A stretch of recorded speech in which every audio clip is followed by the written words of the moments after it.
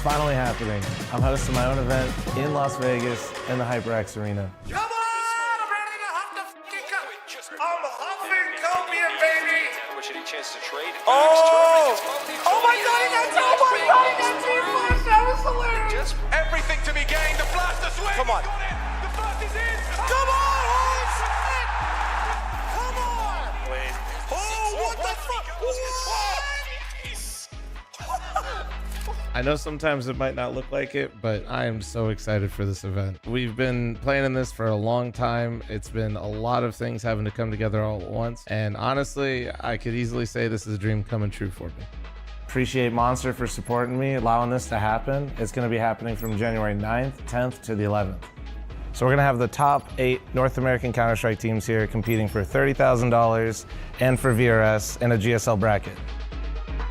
So just being honest, I'm trying to rip off Beyond the Summit. It was super cool. The players were always relaxed, but there were no fans there to be in that similar relaxed environment. So now I'm basically taking the HyperX Arena and making it the house. And with the HyperX Arena being the house, we'll have plenty of fan experiences for you to keep yourself busy. You and your friends will be able to just hang out on different setups during the downtime in between the games. And then me being here with 2 other casters and basically just doing my normal thing, co-streaming, while having 2 people carrying me, which is a lot of weight to deal with. And none of this would be possible without Monster Energy sponsoring this event, working with me for so long, and supporting North American Counter-Strike. If this event seems like your speed, like something to be really interested, make sure you guys stop through. I'd love to have you guys here, man. It's gonna be a great time. I really would love to just see North American Counter-Strike show up for this. We don't have a lot of events here, but I think this is a great stepping stone, and hopefully, with your guys' support, we'll be able to do more of these.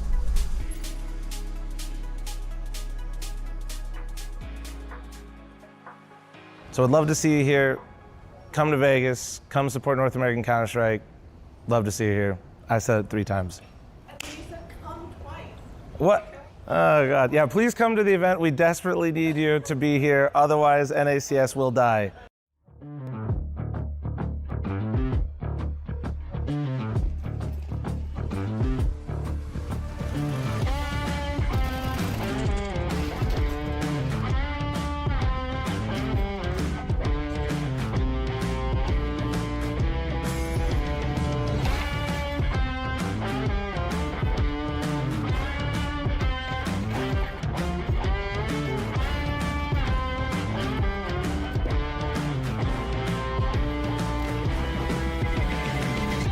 Welcome back to the PrizePicks Any Revival Series. We got Any Revival Series number 11 on the docket. Today I am JRT, joined by Exner. Cole, how you doing? Fantastic. Looking forward to being here. We got an exciting day 1 here to open us up here for the PrizePicks Any Revival Series. We continue to roll these ones out, and of course, so much more to look forward to in the beginning of next year as well. Yeah, absolutely. Well, I mean, look, let's take a look at the teams that got to this point. We're going to bring the bracket on your screen to discuss all of these matches. And our match right now, it's going to be Regain up against Boston. We got a lot of questions about that one. But looking at the other ones, Skinray versus Sakura's, I believe it is, if I'm not mistaken, and Voka up against Phoenix. Finally, Marsborn against Zomblers as the last match. I think we have clear favorites in every single one of these, though, Cole. Yeah, I mean, it is great to see some new faces at the very least here, right? We've seen a Yes. lot of the same teams show out and show up here, and now we get to see a lot more variety in some of the rosters that are going to be playing things up. But of course, you know how sometimes these opening days go. It is, as you said, the favorites that are expected to move forward. I think there's going to be some upset potential in some of these matchups here or there, but no question about it. As you said, you know, the expectations are high for the favorite teams. Yeah, no, definitely. And I mean, going through each one, Boss, maybe. Okay, like that's a big maybe, and we'll get into that. Skin Rave after that, I would say, and Voka is also a bit of a unknown because I think Phoenix have been playing pretty well lately, and Voka on a bit of a, not, I don't want to say it's a nosedive, but they had a rough match against Marsborn the other day, and I heard some rumblings that they're thinking about changing their roster, so we'll see how that is. It's always just rumors, guys, so we can't confirm anything, but you never know. And then Marsborn up against Zomblers. Marsborn have looked incredible lately, like a top 5 North American team, and I feel like if there's any match where it's almost a lock, it's that one. Yeah, I'm with you, man. I think they're favorites for this whole thing if they continue Yeah. to show up like they have been in the Yes. past here, and that's kind of been the statement that they've been able to make consistently here in a revival prize picks, is that they've been able to constantly show up and show out in these tournaments. So looking forward to seeing more of them. All right, well, we talked enough about the other matches. Let's focus in on this one right here. It is Regain up against Boss. We're jumping right into the Prize Picks analyst segment now. And let's start with Boss, if we can, to talk about this squad, because there are a lot of question marks right now on this team, Cole. Individual performances have been lacking. As a whole, the team really hasn't been performing the way you'd expect them to, losing to a lot of the top 5 competition, or top 8 competition, let's say, in very decisive manner. They just don't look like the same team they used to be, which is a surprise to me because I thought the addition of Ben would change things, but it hasn't really. And I mean, one player to highlight is probably Fruit Cup. It feels like his performance has slipped a lot lately, and usually I'm saying you have to keep an eye on him to exceed his frag total, but today I might even say he will not hit the frag total. Yeah, I mean, I get where you're coming from here. I think there's been a big adjustment period trying to, get more comfortable with the roster. And I was with you. When you bring in Binley, you expect these pieces to be a little bit more consistent. And that was kind of the long-term expectation that we had out of this team was, okay, we actually have an IGL now. We can get the ball moving. We can get back to comfort for a player like Fruit Cup. But we had that short honeymoon period, I feel like, for this Boss roster where they were thriving with Binley's leadership. And I think, as you said, that drop-off has hurt some of the individuals here. I always know this team and this environment, this core of players like Fruit Cup, Slight, and Darty to really operate well in kind of a looser structure. And now, you wonder if Binley's come into the roster with a little bit more time, you start to try and really get the micromanaging. If it's taken a small hindrance on Fruit Cup's individual performance, I mean, it'll look to shake it off here, that's for sure. So for some other players that are expected to do really well, you see B Will's numbers really high, guy that's going to be really active and familiar. Talk about a guy that is comfortable in a Binley system. That's going to be a prime example of it here in terms of what he brings to the table. He's going to be able to thrive in this environment. He has been so far for this roster. In Slight, still, I feel like we're getting some of the most out of his opping right now, which is a huge detail. He's still playing very good on the op. It's just they want to get those consistent wins coming off the back of that. Yeah, it's just you're having Slight almost every single map look good. And that's a great sign for him because we always kind of mention his inconsistency and the issues he was having there. But now he's consistent, just that the rest of the team isn't really there, most of the time. So that's what needs to change. It needs to have that backup, those reinforcements behind him. And Fruit Cup will be one of those key pieces. We'll see if he can deliver. And you already mentioned B-Wells, who's actually doing better than I thought he would. He was on the bench, just on the sidelines even, for quite some time since his stint with Nouns. But now he's actually sitting at the top in terms of rating. I think it's 1.17. Anyway, let's switch over now and talk about Regain, because this is actually a team that's been performing quite well, and I do believe is going to be a threat up against a team like Boss, right? If you look at the numbers, even against Getting Info, they pushed it to overtime on Dust 2, and then it was a full regulation 24 rounds on Ancient, where both were losses, but that's really, really good. And then I believe also against, was it Voca? Yeah, well, the most recent, it's still Getting Info, but Voca now. They did do well on Train, but Ancient was kind of one-sided. So it's an unknown quantity here on Regain that I feel like up against a team like Boss, with good performances, maybe coming through from Zukar in particular, we could see a surprise here, I think. Yeah, I mean, I'm right there with you. I feel like this team is a roster that is so capable of surprising here. When we looked at this roster the last time, at least these two teams clash, it was Zukar that was able to bring in a lot of impact there, was constantly being able to thrive in that 3-map affair that they played up against Boss. I think it was like about a month ago that they played up against each other. So trying to get some of the key pieces involved here. He's definitely going to be a standout player. If this is upset potential, you're looking at some of the key pieces being able to step up. Dylan on this roster, a bit of a newer quantity as well, and seeing what he can bring here for this roster. He's been kind of thriving right now, and so there's some unknown quantity that Boss are going to have to deal with right now that they've played up against in relatively recent history and have struggled against. And so a huge opportunity for this Regain team to strike with those two individuals for sure. Yeah, Dylan actually replacing Fuzenko, who was already doing really well, but he put up the same numbers, like pretty much 1.16 rating versus 1.19. There's not much of a difference there. So you're right. I mean, Dylan absolutely one to keep an eye out for. Let's check out the veto and see what maps we're going to get now. And I imagine that we're probably not going to get too many surprises. And I think that both teams have the same perma. They do. Both teams have nuke. That means someone gets a freebie, and that someone is going to be Boss, as Regain immediately banned nuke. And then Inferno is out of the picture for Boss, which is maybe a little bit of a surprise. I'm assuming they just looked at the opponent's and Regain's map pool and said, maybe Inferno's the one we need to take out here. Then Regain pick into Dust 2. The reason I'm a little puzzled is because they do pick into it frequently, but not super frequently. But they're 2 and 5 on it over the last 3 months, and Boss are 5 and 3.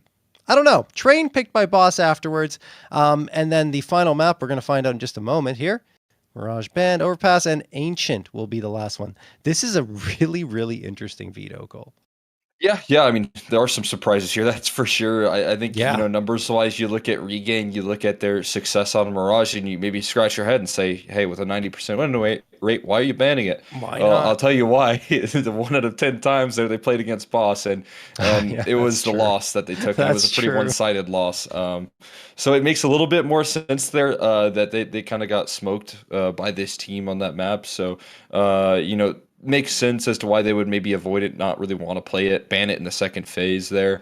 But trusting still in their individuals, I look at Dust 2 here, can be very exciting. Again, I think this is where we see a little bit of a bolster from Slight's individual performance here. Yes.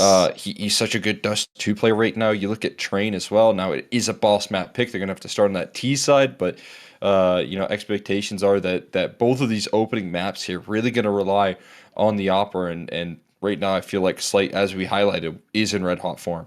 Yeah, no question. I mean, if you look at the last 2 for Boss, though, on Train, they went up against Voka. It was 6-13 twice. So that's not the best of results. And last time it was right here in the PrizePicks and Revival Series number 10, where they lost that one. But it's been almost, well, I don't want to say a month, about 3 weeks since they've last played on Train. So I guess Boss are feeling like, look, we've had some time to practice, some time to reflect, and maybe things will go a little better this time around against this Regain squad. I feel like if there's ever a veto that's going to favor Boss, it's this one, because their perma was banned for them. So they got the opportunity to pick the next one that goes out. So they get a more comfortable map selection in there, or more comfortable maps that will come through. Given what we're seeing here, Cole, what is your prediction? I mean, again, I think you're still looking at Boss, who are eager to right the ship. I think they know the opportunity that they have ahead of them here. That they need to make sure to capitalize on this moment, this opportunity in this Revival series. And so I'm expecting them to really set a lot of focus in for this matchup. And I do think Boss are going to be able to take this series 2-0. I'm with you, actually. I'm going to say Boss going to take the 2-0. I feel like Slight, the fact that he gets to play Dust 2 and Train, 2 maps where the Opera is going to be a focal point, is going to pop off. I think he's going to have a very nice series. He's already been having good series. Even when they're losing, he's still putting up decent numbers. So for me, the 2-0 seems more likely now than before I saw the veto. I was still leaning Boss, maybe in 3, but now it feels like 2 come through. If we get to Ancient, though, yeah, I don't know. That one becomes more of a toss-up for me, because I feel like there's possibilities of them getting upset. But we'll see. We'll see if that needs to happen. I'm still sticking with the 2-0 for Boss, though. Yeah, I mean, I think it's again one of those situations here that Boss know they have a lot to get right in this tournament here. They know that they want to kind of course correct here that some of the results that have been struggling. I mean, especially in PrizePicks Revival Series, they haven't really been able to, thrive, have come close. They've made runs, they've gotten victories here and there, but actually making big strides in and taking first place prize is a different story. And I want to see them try and upset the ranks there and make a statement in this opportunity that they have ahead of them. But I mean, again, Regain, not an easy team. We saw what happened last time. 3 very one-sided maps in the series, one of which was claimed by Boss, but they lost it overall. So a team that's going to need to get the momentum rolling and do so fast. Who's that in the background? Oh my God. Kim Jong-un? Who's that? It is. Is that a pillow? I don't know. It's like a banner. It looks like a banner or something. I thought it was a body that? pillow. I don't know. Fruit Cup, what do you have on your wall, man? We got Ben. Oh, didn't Ben have a shelf last time that we were going to keep an eye on to see did if have he a pretty nice decorated shelf, it? yeah. He was going to like decorate it for Christmas or something. New camera angle though. Yeah, it is a new camera angle. We got to tell Ben to get the other camera angle in, and Dark's camera is dark. Well, yeah, How fitting. appropriate. Yeah. Matching the vibe there, you know? Yeah. Also, it looks like 15 FPS, so he's got to get an upgrade there, Dark. Although He's rocking the my PC specs right now. Can't get the frames. Or it's just the camera too. Could be that. Yeah, that's one or probably, the other. That's probably it. You know, Yeah. I'm sure he has a decent computer. You I gotta like get it. Zukar's setup here. Yeah. You know, we saw the face it pulled up on the other monitor for one of them, but this monitor, his secondary, looks like it's turned off. Which, again, I've been thinking about how much times I'm distracted by my second monitor while I'm playing Counter-Strike, and it's like it actually makes sense to do that, right? It's like I don't know. I look at a Discord message or something like that, and then bam, your brain goes elsewhere. You're not focused on the game. I feel like Sasha's opening up the light for us. Yeah, he's giving us a little light. He's like, hey, look at this beautiful tree I have outside my window. Thank you, Sasha. But yeah, no, I feel like I get more bothered if my screen is off, my second screen. I would rather just it be on like a static image or something like that, or just a static screen, and then I don't really look at it as much. But if it's off, it's just like this dark void next to me. I don't know. It bothers me. I can't explain it. But, Yeah, that's fair. Maybe put up some like calming images on the other monitor, and that's the way to go about it. You know, if you're ever tilted, just look over at like a nice beach. I just look at nice skins in the CS skins. I just browse the market. I'm like, oh, I could buy this one. This is cool. Chill out and oh god, so easy to. Chipper Jones jersey there from the Atlanta Braves back when I was watching baseball and back when the Expos are still around. From Montreal, they're gone now. They're in Washington. But sorry about the Blue Jays there. Oh, Were you a little disappointed about that or no? I'll be honest.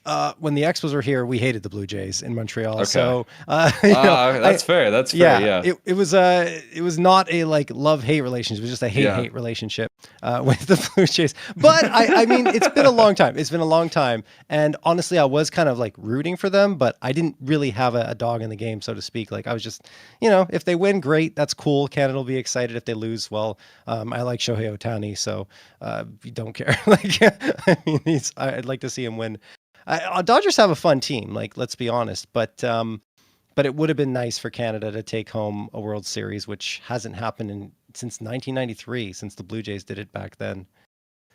Yeah, I was a little bit conflicted because they knocked out the Phillies, and I had to watch one of the games get lost live in person, so a little bit disappointed there. I kind of wanted the Blue Jays to win, but going against my American pride as well. A lot of people wanted the Blue Jays to win, to be honest, and I think that's just because like LA's got this infinite amount of money, right? And there's no salary cap right now in baseball, which really there should be because that helps a lot to increase competition. But anyway, that's enough about baseball. I even heard Rob in the background talking about hockey and like the last time a cup was won by Canada, and then we're not even going to get into that because that'll be a little more intense discussion because you don't need to bring it up, Rob. Anyway, let's go into the action here. We got some Counter-Strike to watch and cast, and we got a nice little new HUD, it looks like. I do like it. I am a fan. I've always liked the bottom vertical. Yeah. I just like a little bit of difference every once in a while. And this is a nice little change. I'm for it there.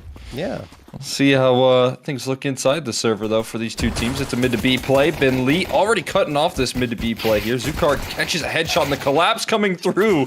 Oh my god, they all chase things down. B delivers a finishing blow. And it's Boss that come through ready to get explosive here and towards mid. This is Boss that's feeling like they need to prove something at this stage, right? They've gone through some pretty tough losses. Just recently falling to Marsborn 9-13 on Ancient and 6-13 on Inferno in the ECL. Then that eliminated them from it, so that's got to be frustrating. Not to mention they had lost to Marsborn prior to that on Inferno and Ancient as well. Same maps, just one more round on Ancient than they got in the previous one. So Yeah, they've got a lot to show, I'd say, not only themselves, but other teams that they can still be competitive here. Farm up some sweet eeks there, not losing a single player there. As clean as can be. Lost to roll things out there. Go 2-0. Offer a little bit of economy to be farmed. We'll see what the decision making is here for the side of Boss as to whether or not they want to go for a big bonus here. And there's our answer, at least, in terms of Slight buying an op. He's going to go for it. Try and roll out as soon as possible. Darty will hold on to the MP9, and as you said, Boss looking to make some statements. What they have in store. Yeah, that was really aggressive, those 2 rounds. Like, they did not shy away from the fights at all. And, well, now the guns are out. 3 Galils and 2 AKs on the side of Regain and Slight. We talked about him. He's going to be super important for Boss here on Dust 2 and Train as well. And he's already found his first with the AWP and his third on the map. He's looking to fight again, not moving away from this angle at all. Yeah, I mean, right now, I'm assuming that's a missed mid-door smoke right there out of the T side. That allows for Slight to strike first here. Dodges the flash as well. That? Oh, that's the crisscross smokes, I believe. Yeah. And they're all trying to group up here towards middle, but even more information confirmed. You can see Bentley calling it over, helping out his opper, playing up close and personal. And continue this mid control here while also being left smoked off towards Cat. So Regain not losing any more bodies just yet, but making so much noise, so much confirmation off of Bentley, and the flashbang saves his life, so another advantage here for the CT side. Oh, they traded each other. Away. Yeah, they do trade each other. That's actually hilarious. Dream Cup will get another one. It's only Fuzenko left to... Looks like it's Fuzenko that's playing here. Oh, yeah. Won't be Dylan, yeah. You have to mention that. Dylan not in the server. Fuzenko instead. And now bomb going to get planted by him. He's just as good, though, so it's not really any type of downgrade. 1v2 clutch required. Darty and Slight throw the Molotov onto site. Flashbang as well. They know exactly where Fuzenko is, so he's in a very disadvantageous position. And Slight will finish it off. His second on the round. Finally, Regain at least get some frags and a bomb plant, but Boss, it never really looked like it was in doubt. And also Regain a little bit out of sync, I would say, in the smokes that were thrown mid. The reason I was so confused by that smoke that went for the crisscross smokes is that it was the only one that was thrown, and then about like 10 seconds later you get the second one, but it's so out of sync. Yeah, I mean, that whole, play design to try and sneak a player out towards mid and at least, try and threaten the opera that was once showing his face there doesn't really have the same effect when only... one smokes in, and then the other fades away.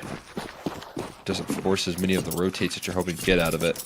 As you said, Cinco provides a little bit of exit damage, gives him a bomb plant. Some small victories there. HG's well timed here, that does some great damage. Trying to chase down the kills, those Fruit Cup, and he's not going to be able to escape. Oh. Pulls out the knife a little too late there, and a freebie with back turn. Flashes come through here, and Bentley trying to offer up the resistance. Great utility for himself tossed in. Now they try and make the cross, and the op shots continue to connect for Slight. Yeah, Slight's going to try and help Ben on the side here. Ben still alive and kicking. Gets one before he finally falls down to dirt. Man advantage for Boss. Dark trying to fire through that smoke towards Cat. Gain some visibility on it. As Sasha moves forward, Dark will actually collect. Darty gone. Beatles needs to be careful here. As the site eventually overtaken here. Is there any util left? Not really. I mean, there's a smoke that was thrown, I believe. But now, Sasha will plant that bomb down to dirt, and Slight with the jumping no-scope. He gets traded, though, but what a shot to turn this into a 1v1. B-Will's huge advantage cycled all the way to long, and ooh, almost whiffed it, but he does collect. What a play and round from Slight, as Boss will get a fourth. You gotta be kidding. I mean, what even makes you go for that right there, right? That he hears that bomb being planted, and honestly, it's a little bit unfortunate because I think he thought he planted the bomb on that first tap and then nearly sticks it, has to... He quick switch a little early, then has to replant it. That's what provides Slight a little bit of extra time there. So such a frustrating small detail for Regain that puts it into the 1v1. It allows for B-Wills to so quickly strike for the finishing blow. And Boss continue their winning ways. Now these rounds are becoming a little closer than they would like. Coming down to the wire, coming down to the clutches, so see what they can do to try and build up some economy up against another full gun round here out of the Regain side. I'm kind of honestly hoping that Boss are moving Inferno to be more of a ban, because that's where Slight can have is going to have less impact, right? Because the op isn't as potent on that map as it can be on Dust 2 and Train, for example. So I think leaning into the maps that Slight is going to have a very good time on and feel good on is a good move, because he's the hot hand right now. Right there with you, want to have him be able to impact the server as much as possible. This Dust 2 pick out of the side of Regain, definitely giving him some chances. The damage that Bentley's doing right now and trying to void off this cat control. Think of the 3 HP almost kills him with the Maldi impact right there. Goes down to 1 off the back of it. Hit him right in the head. He avoids the flames. Zukar playing up close and personal with that smoke, and Fruit Cup, see if he's caught surprised by this on the boost. It seems like he has an idea. For it, yeah. Slight's watching, but now he can't anymore because the smokes are up with the cat. Oh, and there goes Fruit Cup. Zukar does eventually blindside him. Flashes are out. Ben lead firing away, and so is Slight. The three frags come through, and it's Ben and Slight along with B-Wills just shutting Regain down as soon as they try to set foot towards that A site. The only casualty, in fact, is Fruit Cup. Dark, last one alive, but there's no time. So much credit to that counter utility out of Boss right there, doing so much heavy lifting. I mean, see how much time Bentley has to take those shots and go unpunished. He had all the time in the world to line it up and knock it down right there, and that's a credit to how effective that util was. Okay, so this is B-Wills getting himself a nice little trade. Good rotation there from B-Wills. Locking it down, but Boss able to get themselves some great team play, some great coordination, and right now Bentley individually being able to thrive with the multis.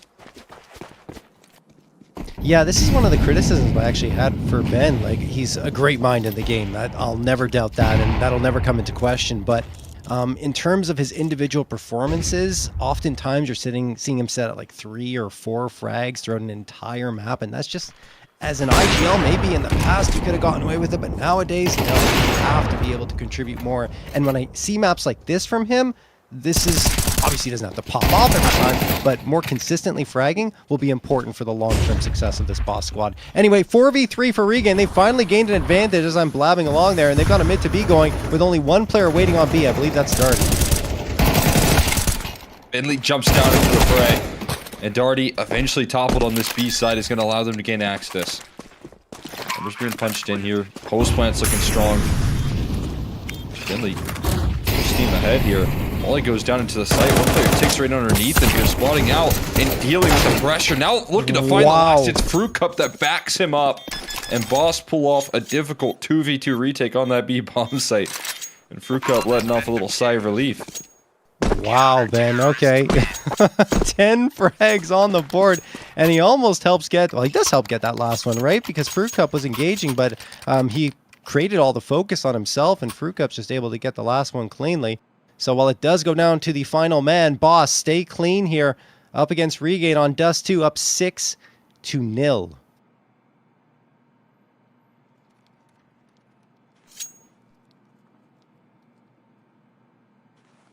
Okay, Fruit Cup does have in-ears, I believe. Okay. Because I was just like, he was talking so much, but it was like, who's he talking to exactly if he doesn't have his headphones on? But the in-ears are in, nice and adjusted. But he was very vocal there during the brief little pause. 6-0 lead. With continued discussion here for Boss, trying to keep winning ways in order. These constant half buys seem threatening from the Regain camp, but they're not able to break through these late rounds, and now going to try and fly out towards long. HGs are a little late. It's a little too quick there for Regain. The flashes are on the money. Reloading now is eventually going to be able to topple over Darty, but trade's available, and Fruitcraft going to hold his ground. Last player standing for Zinko, but just a 1v2 here that Slight is able to easily cut off. Boss going to be able to coast here. Again, taking some damage, but closing out these rounds. Yeah, that's the important part, right?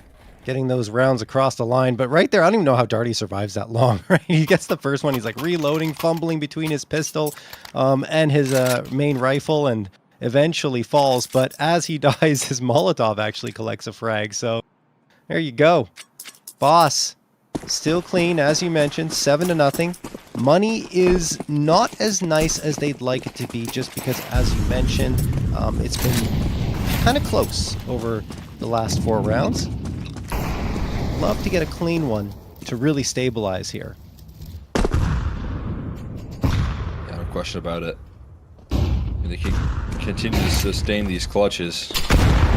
Nice ended up pretty favorable, but Bentley continuing to do damage right now. So much offered up here by his util. It's just slowing them down from taking this mid control that's attempted. And it feels like Boss always have numbers where the big point of contact is going to be taken here. As you can see once again, so many players towards middle, leaning over towards B. I think do start to shift up here. That's going to be a bit of a difference maker, but B-Wills in front of the smokes goes spamming down range here. 3 kills offered up by B-Wills. Straight through the smoke on the execution. And absolutely taken down here. Regain forward progress, but a little bit of damage done by Zukar. Trying to scale through. Missed op shot as well. Zukar making things possible, and Dark backs him up this time. And now B-Will's going to have to do even more on this B-bomb site if they want to hold it down. It's going to be attempted to trade here, but trying to get isolated. Zukar finds another one. And his 3K now needs to be one up because Bentley's still standing. He's going to need to offer up another multi-kill in this clutch. 1v2 for Ben Lead. I can't believe this has happened. It was a 2v4 in favor of Boss, and Zukar exploded for 3. Oh, but he cannot collect the frag on either one. Zukar pops around and deals the killing blow. Regain, in the unlikeliest of situations, do get their first round across the board. I mean, look at this. It was actually a 5v2, excuse me, because B-Will's got that spam through the smoke. How do they lose that round? I mean, he's going to be feeling pretty dire. Yeah, I know it was a little bit messy with the smokes towards mid, and that's why Slight was struggling to get any type of visibility. You saw him back off towards those boxes at double doors at B, but in the end, he just never really stabilizes, and the rifle's able to close him out. The best case scenario would have been for him to get back in towards the site, but he just couldn't path his way there. I think right there you do see a little bit more of the effectiveness of those crisscross smokes at the very least. Yes. You could see how much, you know, chaos and disruption they kind of created, and when those smokes fade away, it was Boss that were very much so out of position. So there you can see the value of it. And Regain, they're able to toss those down range. Use some effective. I mean, need the firepower to pull back that 5v2, but they had that luxury there between Zukar and Dark. Saw 2 players running into this. That's big information. And it sets up for an instant double kill now. Looking to stabilize, but B-Will's this time not able to find the big multi. And this B-bomb site with 3 kills like that should be known to be wide open.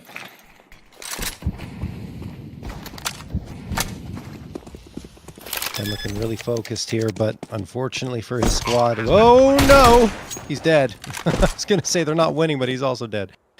He didn't expect Dark to still be in the vicinity, so he thunder stomped his way out there, and Dark thinking, what is that noise? What's going on? Oh, it's a CT. And he takes care of that. Slight, last one available. Op in his hands. Regain, do they have the money? Not really, but I feel like taking this op out of the hands of Slight might be worth the trade, even if they lose a couple of bodies.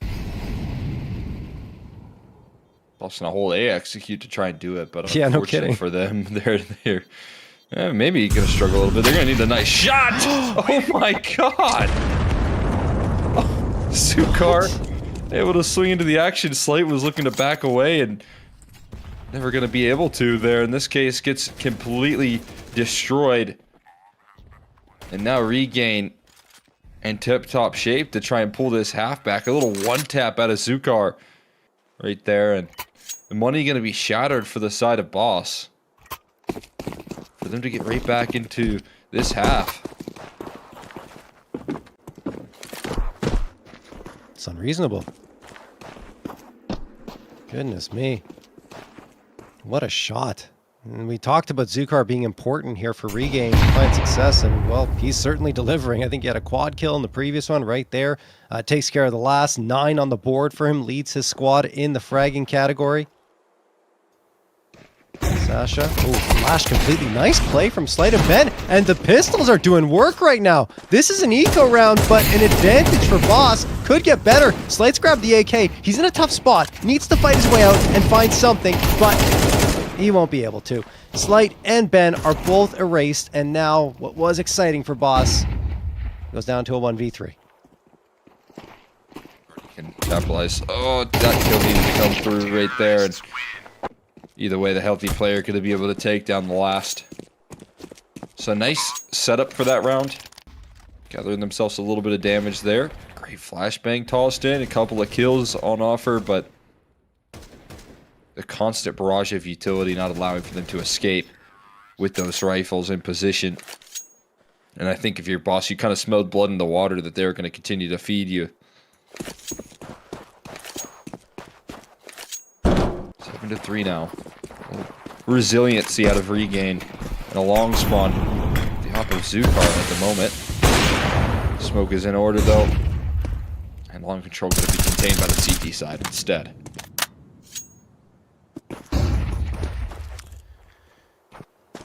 So Regain on the path to recovery in this half. Looking at their Dust 2 stats, their T-side win percentage sitting at 44.6%, should say T-round win percentage, and CT round win percentage sitting at 50, so slightly better on CT side. If they get 5, I mean, that'll fit right into the stats. Boss, after looking so strong in the early goings, especially after that 3K from B-Wills through the smoke, you're like, all right, this is it. They're going to dominate from start to finish. Now that's in doubt. And you see that the confidence is so shaky on their side, right? Looking so strong at the beginning, but now a couple things go wrong and they're very timid. B-Wills here, but there's a lot to cover. Insta's the first, goes for the continued smoke spam, but Slight also dealt with. They get to pop a shot off out of his op, and now Zukar has a free flank. This mid to B call perfectly crunching in on this B site, and Boss left outside looking in, have to take into consideration walking away with their guns and trying to save for the last round of the play here in the first half. And that's what they're going to lean in on. Great entries offered up by Zukar and Zinko. And that'll do the trick.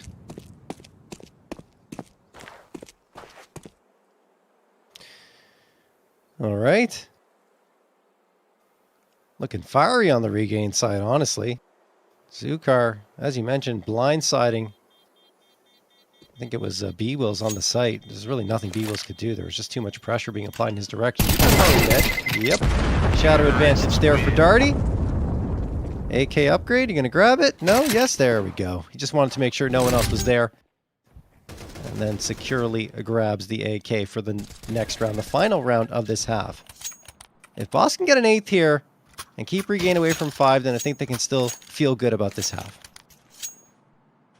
Yeah, absolutely. I mean, try and walk away with 8, still a strong scoreline. If you're Regain, you're just happy that you're able to compete here when you were down 7-0. Yeah.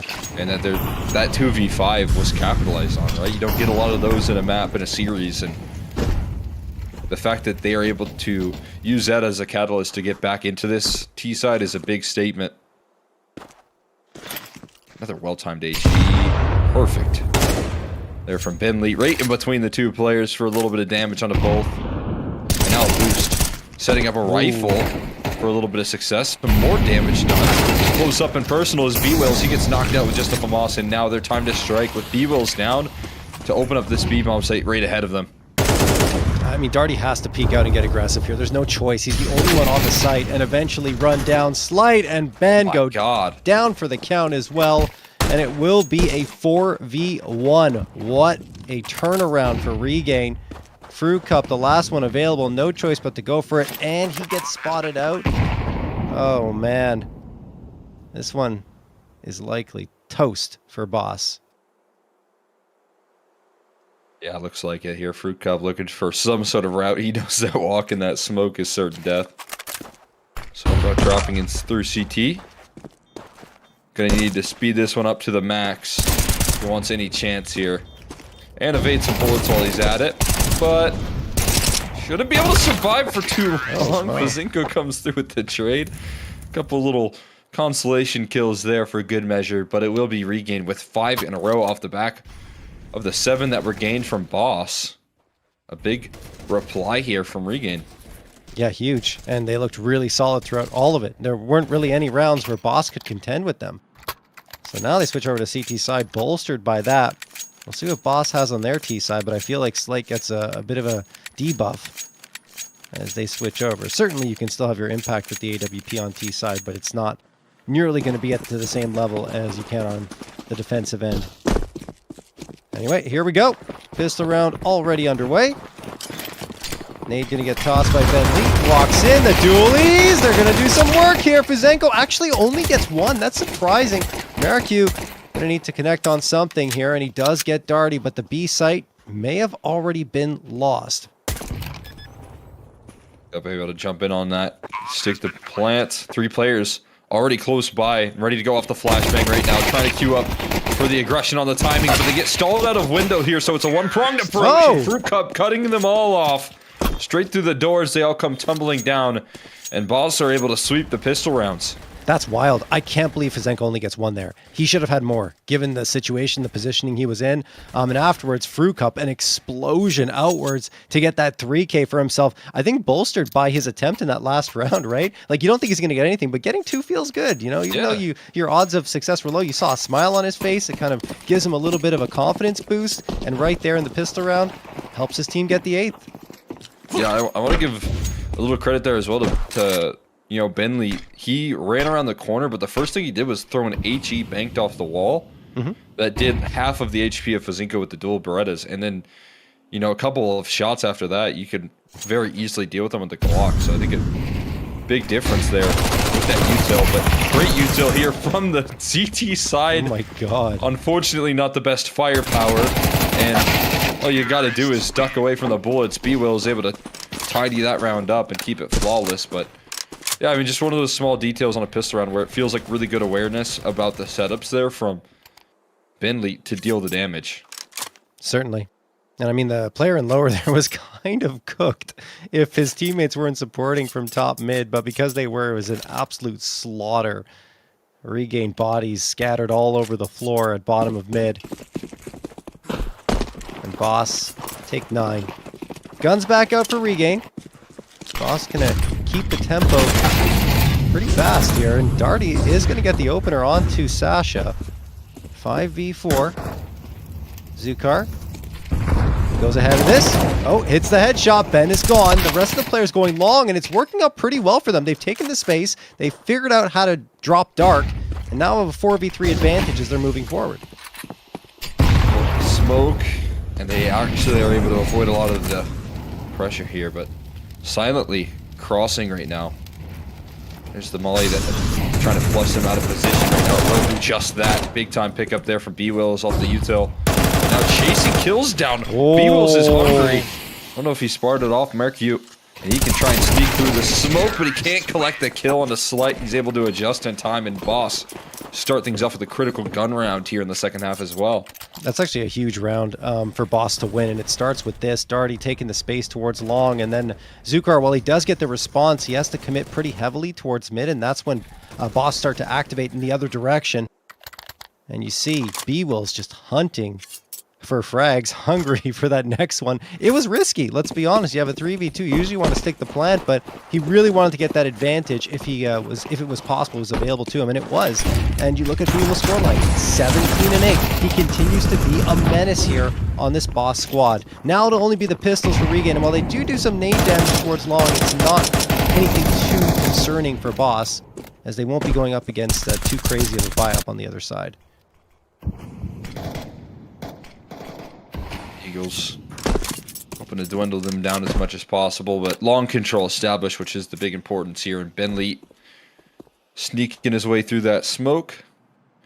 They toss the proper util to clear out Carr, and a Campbell stack here for Regain into a dry run for Boss is going to mean 11 looking likely.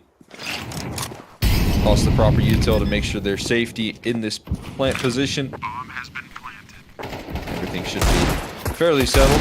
Don't want to lose too much there. Zukar offers up a little parting gift there to Fruit Cup. They still have B-Wolf in a nasty lurk spot right now. Low HP Buzz going to do him favors and continuing to feast here with a 4K. Almost the ace if he wasn't clotheslined. RQ running a little bit of ground here, looking for some more exit damage, but give him a whack-a-mole for Benleet and he'll knock the head clean off. Wow. B-Wills. That's a great spray down. Honestly, it's a lot harder than he... I mean, makes it look easy, essentially, because a lot of these times you can get run down by those pistols, and he actually... the movement is what saved him from getting connected on with those shots and then finish the job with some nice spray control. Really well done. And now Boss only 2 rounds away from closing this one out, despite what was an impressive recovery from Regain. And hey, look, they still can get back into this, but it's going to have to be right here in this round now. Hard to start to win a game that you start off both halves. You know, in the first half down 7-0, in this half 4-0. But I mean, they were able to prove their comeback potential. And this gun round technically includes all the tools, right? The AWP and the mix for Dark. So a little bit more bolstered up defensively here for Regain on Dust 2. They're gonna have to replicate some of that success, if not earlier. This time they've taken down the heavy hitter of B-Wills to 16 HP as a second mid to B smoke tossed in, and some focus put in this direction. They're trying to fly by into this B-bomb site, and they're scaling quickly. Zukar, though, pushes through the smoke and creates the difference right there. Helps out his B defenders big time. Fruit Cup also cut off there in the meantime, and not a single point of damage taken on Regain. That's crazy. And this type of round that we saw in the first half, right, where they just absolutely dominate Boss out of nowhere. Fantastic positioning. And as you mentioned, no damage taken at all for Regain. Boss should still have enough money. They do. Buy-up comes through. 4 AKs in the op. They're feeling a little shaken after that last round. They still have a big lead to fall back on, though. Dark, looking around into mid, hoping to spot someone. Doesn't yet. And the damage is being taken by the utility on the side of Boss, but they were going for this long control again. I think Sasha is already calming that. He's seen them.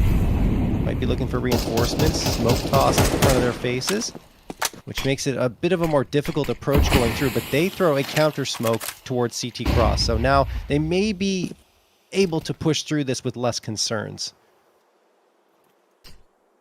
Got a clear car, even though no one's there. Wow, if someone was there, it'd be really bad right now for Boss. Didn't feel like they actually looked. Yeah, unfortunately avoided. I felt like Sasha registered him, but it almost didn't seem like it. Still connects the kill, though, with the adjustment for B-Wills. Sideline, crossbow blown open. Almost creates an advantage, though, as Darty takes the duel and finds a kill off the back of it. Still yet to take that site fully, and the counter utility is just unrelenting right now. Multiple mollies on the site. And slowing down the roll here of Boss. Still yet to get the post plan activated. Dark looking to thread in a little bit of aggression. But now able to plant their feet and punch in the digits. Bomb has been planted. 2 players from CT. The other one Cat. Here they go. Pazenko connects on the Darty. Now there's only 1 on the site. Slight supporting Fruit Cup so well. 2 shots fired and 2 frags secured. Fruit Cup, last one available on the site itself, and Zukar will fall. Boss, hold the line and get a 12th. Just so much trust right there in his opper. Focusing on staying alive and letting Slight do a little bit of the heavy lifting there. I think they thought that smoke might have covered off a little bit more. And instead, Slight's just able to connect 2 crucial duels in the late round. Showing up clutch is what he does best here, and when they need an extra push, they're going to have it on the 12. Fortunately for Regain, it's not the end of the world economy-wise. They're still able to bring a good buy-in, but Mercu taking down low through the wall. Not the easiest of starts for him.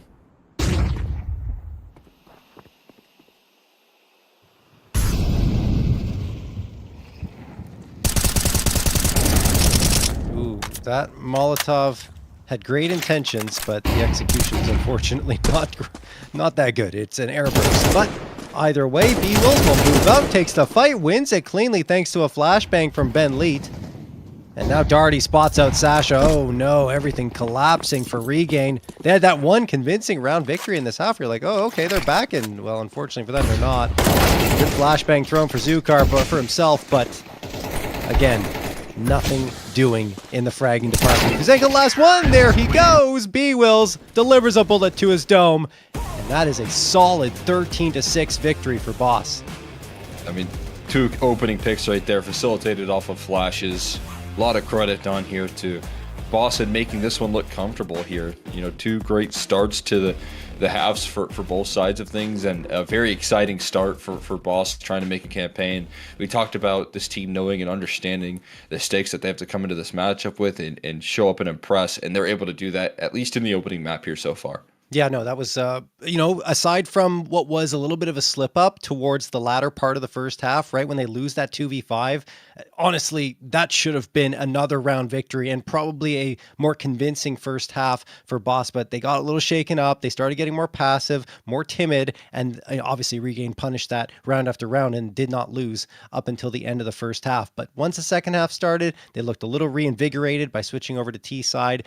They went on that crazy round win streak, and eventually, although Regain did have that one round where they looked as impressive as they did in that first half run, it was only one and immediately isolated by what was a great post plant by Slight and Fruit Cup, right? They came through and they played so well to rebuff everything that was coming their way. Yeah, I mean, and you have so many different tools to win here as well on the Boss side, right? You talked about Fruit Cup and Slight in the late rounds able to step up there. You had B-Wills constantly delivering multi-kills, setting his team up for success. You had Slight floating around the op, playing defensively very well. And then Binley in that first half when they were up 7-0, there was a reason why he was getting multi-kills every round as well. So just a great sequence overall there for the side of Boss to kind of come into the mix and be able to show why we expect them to be the favorites in this matchup. Yeah, we're going to bring the stats up for you soon to show you how close these players are to achieving their PrizePicks frag estimates. And there it is. So B-Wills, well, suffice to say, probably going to do it unless things absolutely fall apart on the second map. 23 frags on Dust 2. I mean, we highlighted Slight as a key piece, and he was on multiple occasions, but B-Wills continues to be one of their best players, and he's used to the star role from past times in his career, but I thought that was more in the past. I don't know if he didn't think he was be able to do it now in the latter part, being more of a veteran, but he's still doing it. Still bringing that level here to the squad, and again, you know, paired up with Benley once more, it feels like a great match in terms of the team environment that he's able to bring into the mix, and the success continues to roll for him. He shows why he's such a valuable player. You think of that, the reason they were in that 5v2, and it's just smart moves. It's a lot of smart Counter-Strike on the anchoring that he brings into the mix, and then that aggression into the CT side with a lot of setup off the back of Ben Lee. It feels like that pairing still working just as good as it did in the past.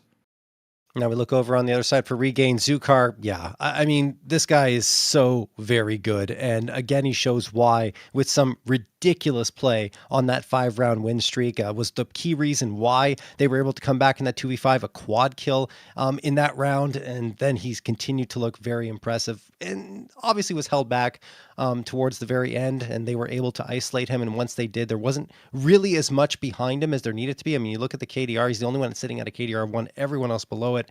I just, it wasn't the Regain that we'd seen in BO3's past up against this Boss roster. In fact, in the win against Boss in the past that they got.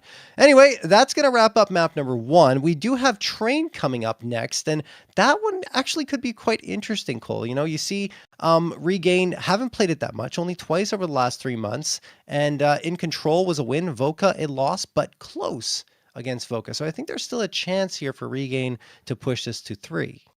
Yeah, and absolutely. They start off on that CT side. Again, you can't afford to continue these slow starts and halves. You got to be able to establish an earlier foothold, like they did toward the later stages of Dust 2 in the first. But yeah, just going to need to see them lift off on what I would say is a pretty good CT side. And if they could do that, I can definitely be convinced that they can take us to a third. All right, we're going to throw it to a quick break. But when we come back, we'll have Train for you. What did you think? He stayed for life 'cause he bought you a drink. She'll get deceased. Hey, pretty please. It's true you know how to bring the heat. Oh, miss one, but there's never no bids. We try to stop talking about kids. You go from number one to nothing at all in just a blink. Oh, what do you think? Oh, I wish I was my best friend instead.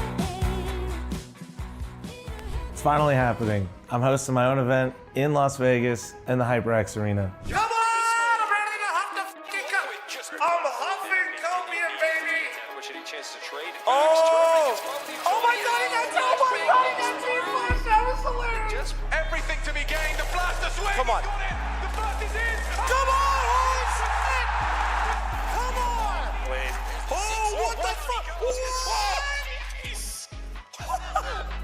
I know sometimes it might not look like it, but I am so excited for this event. We've been planning this for a long time. It's been a lot of things having to come together all at once. And honestly, I could easily say this is a dream coming true for me.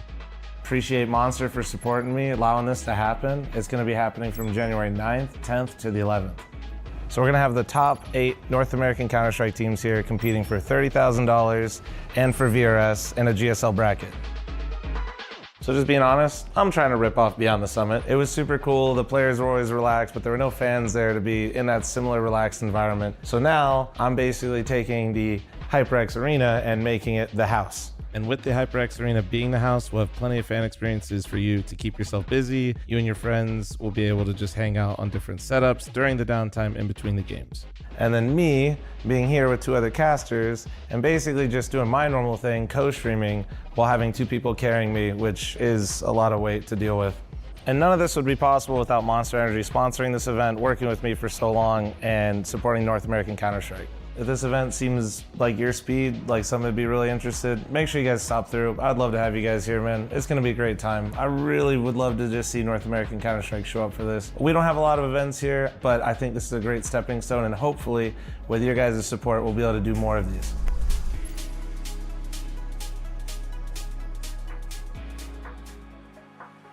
So I'd love to see you here. Come to Vegas, come support North American Counter-Strike. Love to see you here. I said it 3 times. What? Oh God, yeah, please come to the event. We desperately need you to be here. Otherwise, NACS will die. You know what? There we go.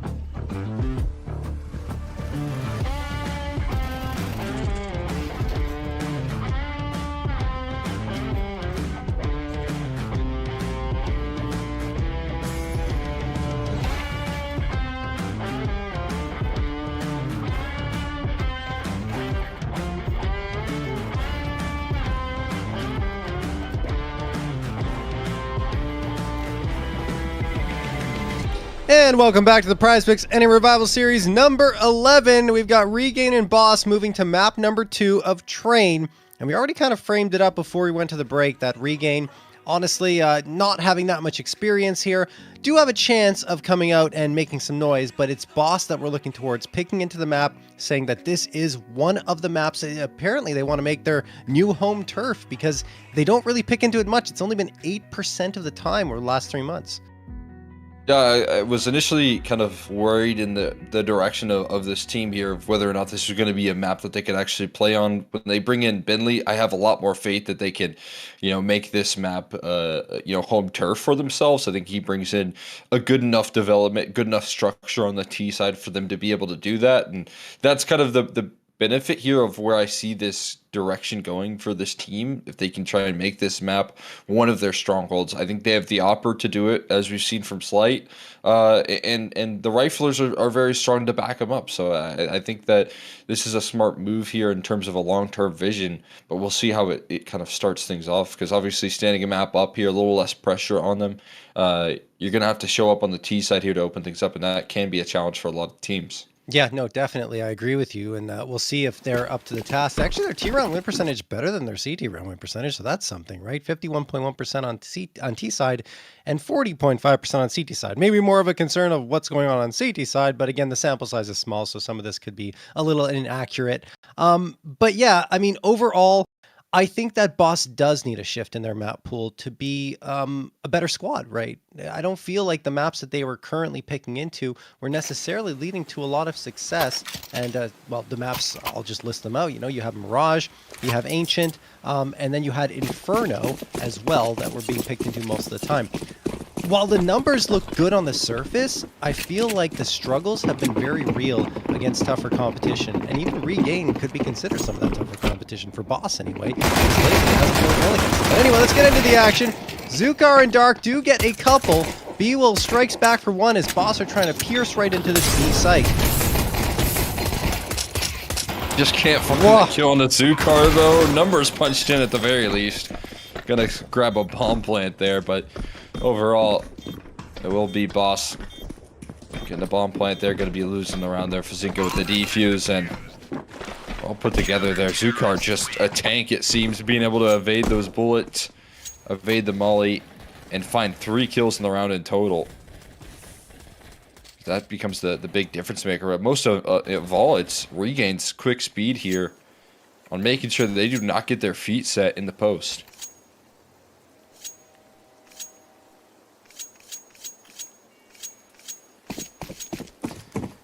All right. Well, Boss do get that bomb plant. It just barely is squeezed through, which means a force buy can be justified. At least more justified, because you got a couple of rifles in the mix instead of just what would have been Tech 9, I imagine. Anyway, Zukar spamming through the smoke. A little bit of damage done to Ben. His toes got tickled for 1 HP. And then the incendiary flies into Ivy, where Fruit Cup is staring down towards. He's really good with that deagle. I mean, he can hit some ripper shots, and there you go.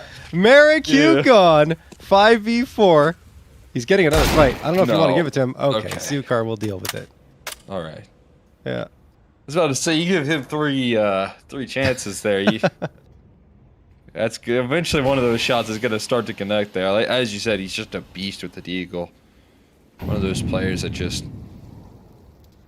is a specialist with that gun, and I'm an example of it here. You take a 1-for-1, but you do like the idea of at least at some point being able to consistently threaten through Ivy, and that with him down is no longer the case here in this round. Flashes go in though, and they execute into a very empty bomb site right now, so good move out of Boss in terms of the utility. Sasha moves past the smoke, jumping up and trying to elevate here onto the site. It will be Darty traded out. A quick move from Zukar, trying to scale in on this retake. Ooh, Zukar's in trouble. Yeah, he's going to get pushed back by that Molotov now. Swings around to camera. Boss players are just swarming around the bomb site, trying to find safe haven. And Bentley, while he does fall, B-Will's there for the trade. And oh, almost a shot there from Slight, but he doesn't have to hit it. Fuzenko goes down to B-Wills, who finds 2. And now it is a 1v1. Slight gets back behind cover. Just needs to stay alive at this stage. There is the kit for Dark. but I don't think he's going to have time. Slight's playing this so very well, and in the end does find the final frag to boot. Galil picked up off the ground, and that should be carried over into the next round. Bomb will not explode in time to take him out. 1-1, all tied up. So far, not flawless on the pistols here for Boss. They do lose one in the last, but they bounce back as quick as can be here with this force buy. You allow for a quick setup off the back of a Fruit Cup Deagle. And then B-Will's able to strike for a couple of kills on his Galil. And about just as good. It's not just around delayed here. The force buy war is going to lift off. A little bit of an awkward movement out of sight, and it does create a huge opportunity. Not as fast as he would have liked, but B-Wills just scoops it straight up with the smoke spam kills. And Bentley tanks a headshot from the MP9. But is able to establish some space. I gotta be careful though. 2 low HP bars, 5-7 up against him. It's such a quick reaction. It had to be out of Bentley. Otherwise, he was toast. And Boss gonna fight their way through that T-Con control and take down all 5. That's not easy to do, right? With the util kind of raining in your direction. Sure, it's a little bit lighter on the utility, but they also took the fight to them, sending 3 players in their direction, and Boss seemingly having the answers every single time. B-Wills, well, he's got the smoke spam on today, that's for sure. We saw it on B side of Dust 2, and right there into T-Con, finding 2 to help his team push out and get the round. Now, having been unsuccessful in the forest by regain, are on a full eco. 3 players going down. Ivy, they're trying to be quiet about their approach, but they will only get 1 frag. Okay, maybe 2. Thing is, Boss still have those 3, and the guns are all in Ivy, which means that they're likely unrecoverable, and yeah, definitely not now. B-Wills and Slight end the round. Great stuff right there. Would have cut off the rest. Take a couple of kills here for sure for the side of regain. Which you're going to be quite happy about, but all your focus is going to be set on this round now. Dark going to bring out the AWP glass cannon for him.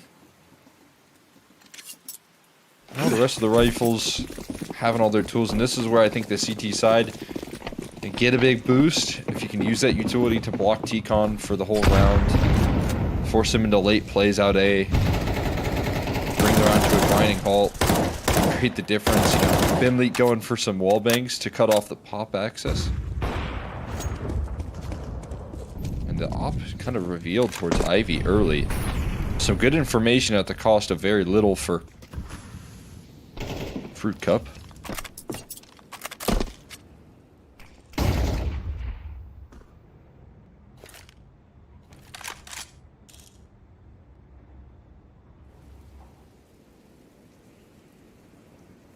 Looks like they want to give Sight a little sightline in on this round. Try and get him activated with the op and see if anyone makes a mistake. Yeah, there's a little gap between the 2 boxes as well. Oh, and he almost uses it to great effect. That is lucky on the side of Zukar that he is not killed there. Now an incendiary tossed into Pop Dog.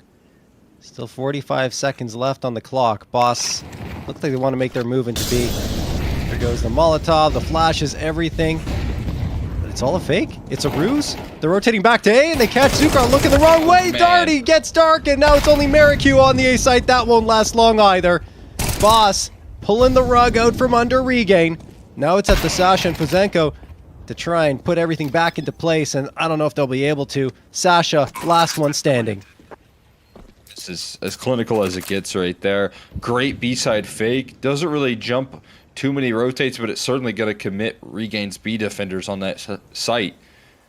And the A side getting pieced up there out of T-Con. And Dark trying to force his way through the smokes. Ends up with again, without any Kevlar, with not a lot of positioning there to work off of. He just gets deleted as well, and Boss are going to storm their way through a 4th round.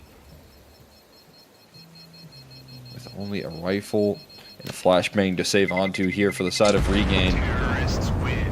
A scary start for Boss once again formulating here, and something I said, especially for these underdog teams, you really can't afford struggle here in the early game. Entries like that, not a lot you can say. No. And I mean, they really did a good job of distracting towards that that B site and then executing A when it was least expected. Lost bonus hits full. for the side of Regain, but in this round, they are just going to go for the half buy. Leads to an A1S, an MP9, and 3 pistols. Let's see what they can do. Dirk, the one stuck on the USP.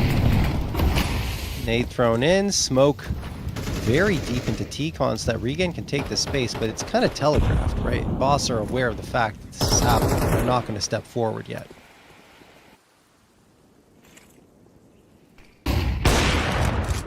Swing aggro here. It's like, gotta be careful with the re-up on the angle, but he finds the first and backed up by Bentley. Gonna deal even more damage. Stark recovers the rifle. Bentley gonna spot out that it was missing. So still aware that there's more around the corner here. Is B-Will's ready for any sort of re-aggression? Dark holding on with a multi-kill of his own. Giving his squad a chance, and this smoke is so awkward that Dark to play off of it. Oh, man. That is a ridiculous shot here. Dark on the edge of the smoke. Blown open, and he finds another kill. Trying to keep this round alive, and Fazinko has a chance now because of it. I can't believe Dirk gets the read there. That's absolutely ridiculous. Fuzenko moving towards the bomb train, and Fruit Cup is waiting on the other side to finish what Slight started. 5-1 in favor of Boss. On their T side of train, we have to mention, right? That's already enough. You usually expect the CTs to get 7, sometimes 8 on this map with how CT-sided it is. This is phenomenal for Boss.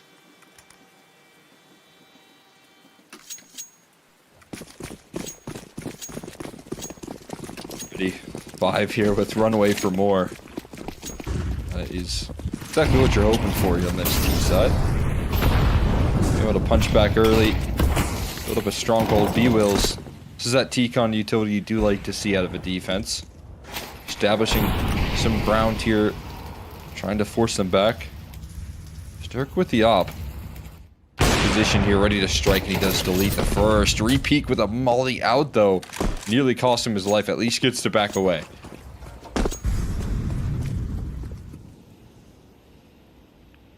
B-Wills has forced his way past the smoke. This is a bit problematic, or at least it could be. Spawning out, taking some contact here. Drawing in a lot of eyes.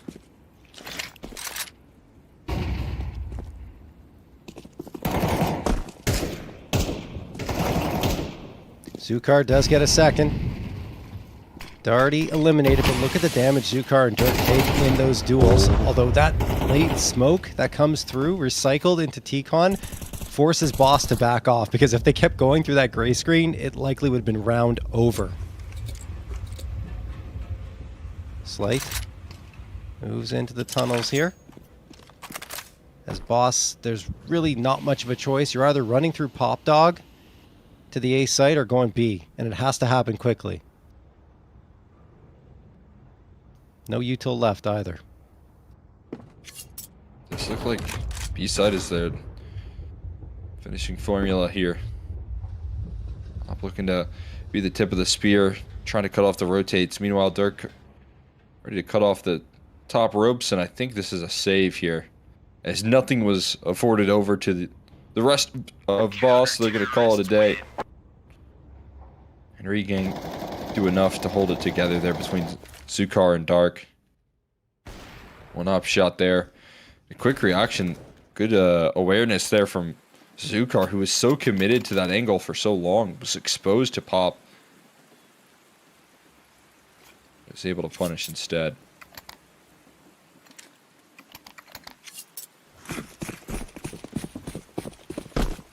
Oh, Boss finally lose another round.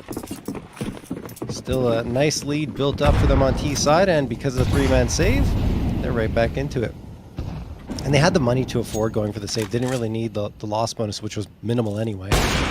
Dirk misses the op shot. Lucky to get away with his life, to be honest. Throws the incendiary to try and slow down the approach a little bit more and giving him time to reset and catch a breather. Fuzenko jiggling around here, looking at ramp. As Boss have every single player ready to go for a B hit. The util is here, because right now Dark's on the line. Full execution on in. Forcing the opera back is important, and forcing Fazinko into a flame. Darty will be able to deal with them beforehand here. Oh. And Dirk going to be run down as well. Darty with a multi-kill entries.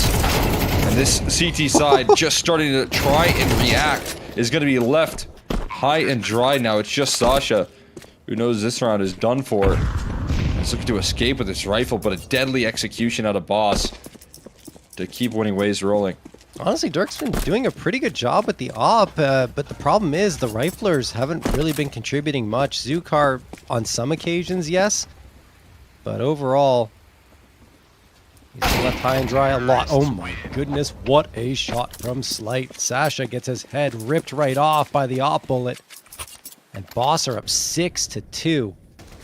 Already ensuring that CT side cannot go into the second half with a lead.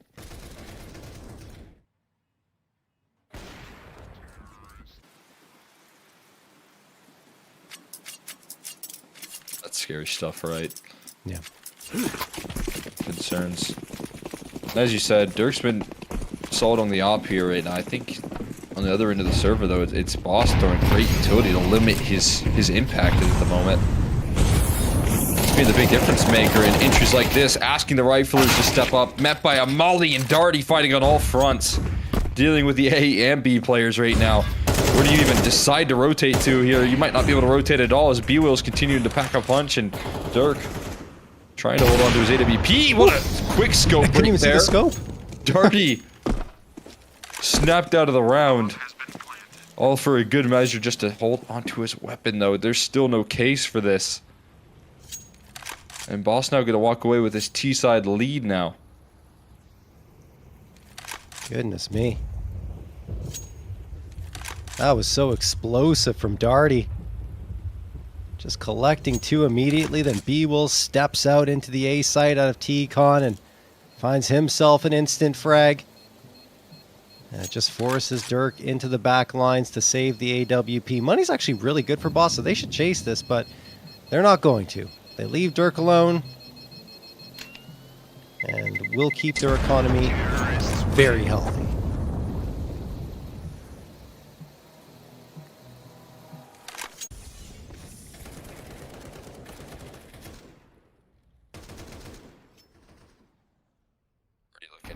Incredibly sharp. Did he click mouse 2 there? I honestly, he had to have, because in It's the a kill slow-mo feed, I don't know. Like, that's a slow-mo replay. you're right. I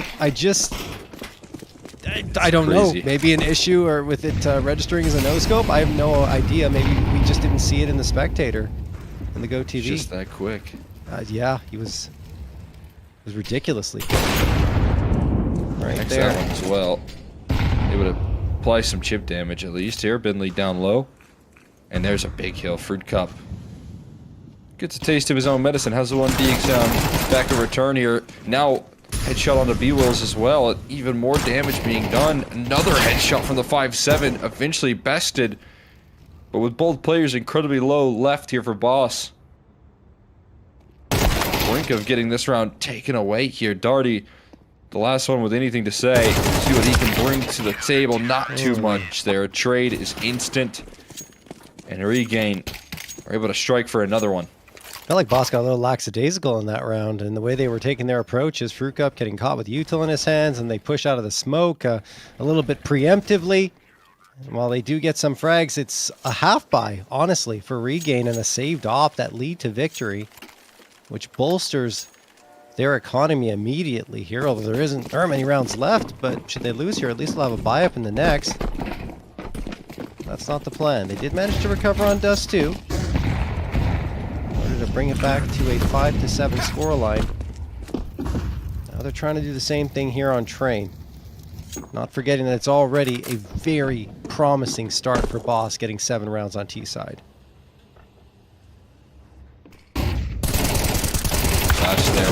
This time the Rifler's holding it together, but Fruit Cup somehow threads in a multi-kill. Sasha was the one that started it off. But Zukar couldn't quite finish. Oop. Bentley. He's like, all right, guys, Watching intentional. his face after that. I threw a fake smoke to make him think that we're not going to go pop here. trying to play the mind games, and right now he's playing the mind games in terms of committing them in the molly. Dirk taking so much damage in the flames and splits the goalpost on the op shot, but reacts in time to find the follow-up. Can't dodge the HE though, and the headshot out of the slight AWP is enough to put back into picture here for another round win here. T-side gets even better now. Yeah, it's one of those if you're Ben, it's like, oh yeah, guys, I threw the smoke, the fake smoke, like into Pop Dog, where they think we're gonna go towards the B site, and we're actually going towards the B site, but it's all good. It's just the mind games. I don't know. So weird for him, obviously a little awkward, but it doesn't matter at the end of it because he collects himself quickly and goes into that B site, executing so well. And there's really nothing Regain can do. The missed shots from Dirk are starting to pile up, and I mean, 8-3. Oh my god. Great flashbang for Ben as well. Aside from the missed smoke for Ben, his utility has been absolutely incredible for the entirety of this series. B Wills and Ben Lee catching Dirk, just trying to figure out where they are. Maricu, okay, a couple back, trying to pull this back into their favor. What has just happened? Boss lost 3 players without a single answer, and Darty's a little stunned. Standing here and Pop saying, what on earth? I think he was tabbed out or had to tab back in. It looked like he was starting to like register his mouse movements or something. Yeah. But it feels like he's back involved here in this clutch, trying to make it possible to close things out. Only gonna flush him out into the open, taking even more damage here that he can't survive from. HE slows him down a little bit. And that'll be a huge recovery there. Mercute and Fazinko able to pull back a 2v4 and at least get one extra here for this CT side. That's pretty crazy. 4v2, and he just spams the smoke and gets so much visibility through it that Boss didn't even realize what he was about to do. And in the moment, there's not really much you can communicate there. All right. Well, 4th round for Regain, and there's the PrizePicks check mark for B-Wills for more than 32 kills. We said it was probably going to happen, and it absolutely did. Now, for Boss, we're into the pistol round. 8-4 going to CT side is a dream on Train. His flashes are just way too overpowered They're right insane. now. Yeah. They're just fully blinded up. Maximum timing, but can they still close out the round? That's a different story. 4 kills in a flash right now. Back in return, and it's up to Darty to try and save them again. 1v3 made 1v2 now. And running a little bit low with that USP. Gonna get finished off by Sasha and Regain. Put into picture a pistol for a 5th round. And an attempt at this recovery here, this comeback in the second half. Yeah, kind of surprising because they get the opener with the dualies, and then Ben Lee throws a beautiful flash again. I think it's probably his 9th or 10th flash assist in this series, if not more. And then things fall apart. Anyway, Zukar going to get the PrizePicks check mark for more than 27.5 kills. Again, another player we highlighted before everything got started to likely hit that mark. And you're seeing into the action here, Boss are indeed going for the Force Buy. They got 2 MP9s, 2 5.7s, and Slight on the Scout. Not as easy to use the op on T side, but still pretty potent here on Train. But once you're CT side, then you can even run that Scout fairly effectively. We'll see what Slight can do in terms of damage. Stack over here towards the B side, and that's exactly what they're doing. Jumping out at least a 3rd rotate towards B. And this is a call that could be on the money. See if that is the case. Seeing Fruit Cup think about tossing in that smoke right now, he doesn't really want to commit it, because I think they want to beckon them forward and invite them in. Yeah. In the meantime, pop control being taken. You still have a lurk around towards T-Con, so Regain have given themselves options with the positioning. I can say, hey, we can dive back. We don't have to commit. Such a good smoke. I was just going to say, like, wow. B-Wills may push them back entirely here, but they are retaking the space in A, and B-Wills in a perfect spot to punish. There's one! Swinging for the 2nd, but can't find it. Fuzenko and Zukar wipe out the A defense, and while there is a tag from Slight, it's not the bag. Nade gonna go up. Maybe this gets the frag. No, Dirk moved away just in the nick of time. Now, you know, Ben Lee, Slight, and Darty are probably thinking, we need to save these guns. And definitely that's their thought process now. Nice attempt right there, but just such a crazy move to see out of Regain. That level of intensity through the smoke with unknowns around the corner. But they're able to target the right site, avoid that B-side stack, and Bentley will get blasted on the exit. So Regain up to a 6. They deal with the force buy. Zukar continuing to impact the server here, but Fazinka with a 3K looking to step up alongside him here is a crucial backup to Zukar's performance so far in this matchup. I mean, honestly, it looked close to B-Will's getting a double there, maybe even a triple, but he just couldn't find his crosshair after the first one. The spray got a little wild. So Regain likely have a free B round here. Although with a 5-7 and a Deagle and a Scout in the mix, you really do never know. It depends on how they approach it. Oh my goodness, those nades do so much damage. Now the Deagle and the Scout can shine a little bit, assuming they get a chance to. And well, Regain not really affording them that. B-Wills, while he does connect with one onto Zukar, needs a follow-up, and a dink on Sasha leaves Darty in a 1v3 clutch, but he's got no armor, no util, and just the 5-7 in his hands. While it is a nice 5-7 blue gem case hardened, looks don't matter, it's how you use it, and Darty will not be able to do anything else. Sasha ends the round, and Regain get a 7th. Done right there. You know, with the pistols, not taking too many casualties. And now the reason I like force buy so much on train, when you have a little bit of leverage, or it's the early game, is that you set up your first gun round for a lot of success. So while you do have to sacrifice if you don't win it, you know, usually 2 more rounds to follow, it means that when you finally do get those guns out, it's going to include NOP here in the mix. It's going to include all the utilities. So in terms of bringing in the proper protocols that you need to win defensive rounds, you know, a lot of times that means controlling T-Con. It means having an op, being able to reposition effectively like Slight can get away with here. You're going to have all those luxuries and block util that's necessary to get the job done.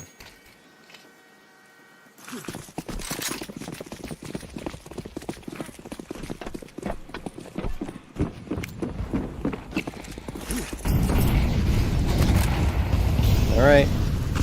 Boss using all that util to great effect and trying to control T-Con, and Regain expecting that out of nowhere within the vicinity. Oh, Slight lucky to be alive. He jumps through that Molotov and now a smoke toss. The problem is they've lost control of Ivy, but that doesn't matter for Darty. He's towards the B site. They're trying to overtake him, but they just can't. Darty a triple, looking for the quad, swings for the fences, almost finishes the job, and he will. Dancing through the fire and the flames, Darty reigns supreme. Oh my god. Lighting the candle right there, Darty. Completely unleashed. Mercu left wondering what on earth just happened to his team. Massive multi-kill, lockdown defense on this B side of the map, and Mercu so much to chew through, gets dealt with. Wow.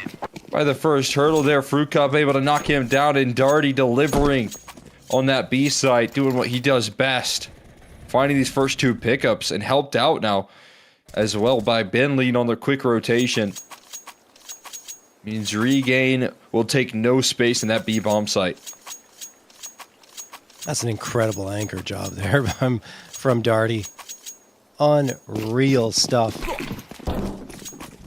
Regain thought they had that round in the palm of their hands, but Darty got their plans. All right, Nade's going to sail through. We're back into another one. Still guns available for Regain. Have to settle for a couple of Galils. You see already B-Wills at the top of Long Dog. I feel like they're expecting it, yeah.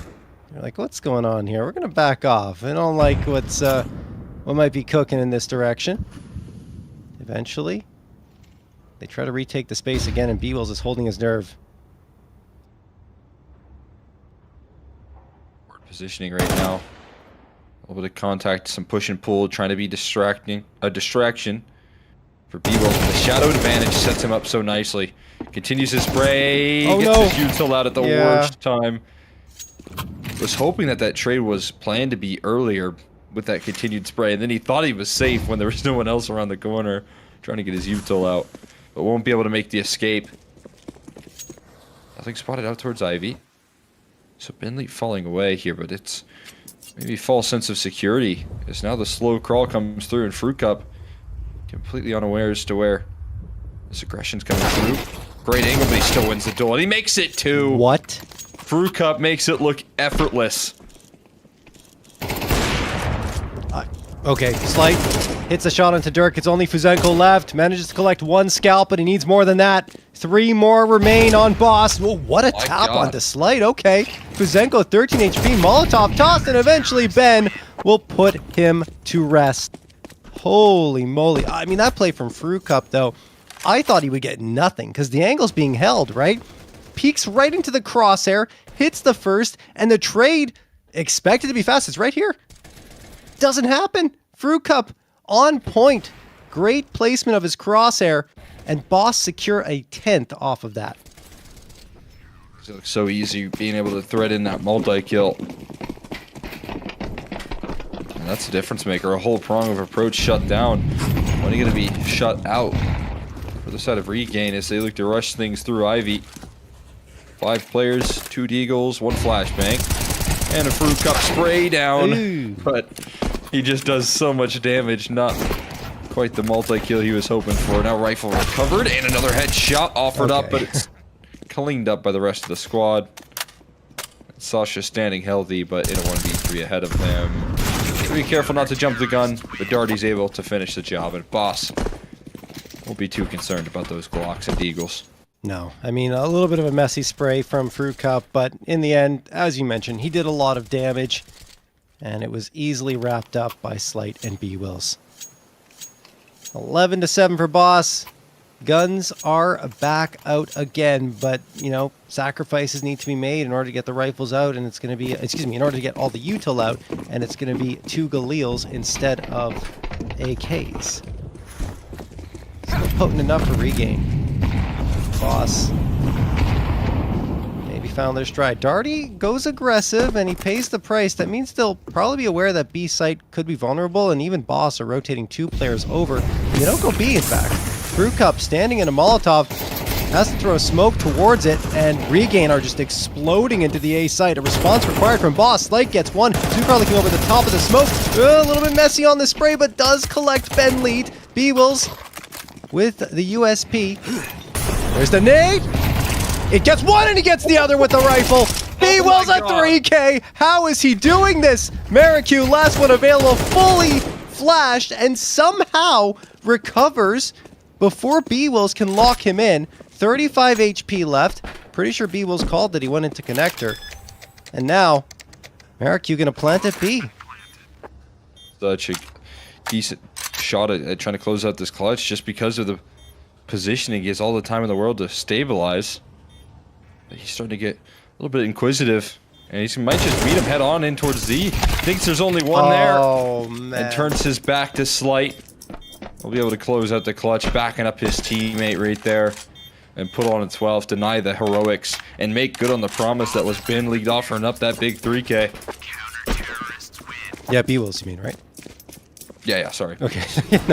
no, yeah, B-Wills was unbelievable. I mean, I can't believe, honestly, that he stayed alive in this instance and throws the nade and flicks around with the rifle. He was just ready for a fight. The third one's the crazy thing, because they know he's there by that point and they still can't trade it.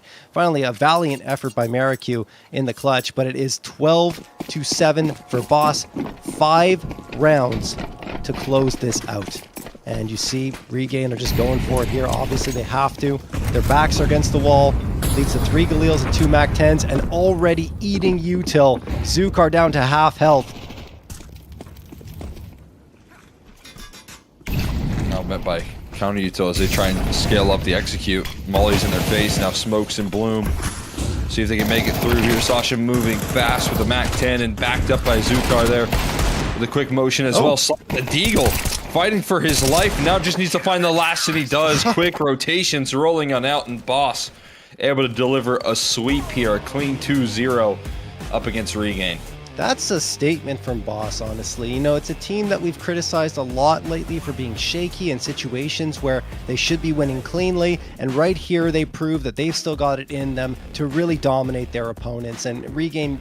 While they did have some good rounds, Boss were capable of just shutting them down when it mattered most. And I mean, even on Dust 2, which wasn't their pick, it looked very strong for Boss pretty much from start to finish, aside from that 5-round run that Regain pulled through. Yeah, I mean, just a great look out of them defensively throughout the most part of things on the CT side of train, which is a positive sign. I think that's what we want to see out of them. But the T side there, the constant supportive utility coming through out of Benleet, alongside the good calls off the back of that execution power that they bring to the table.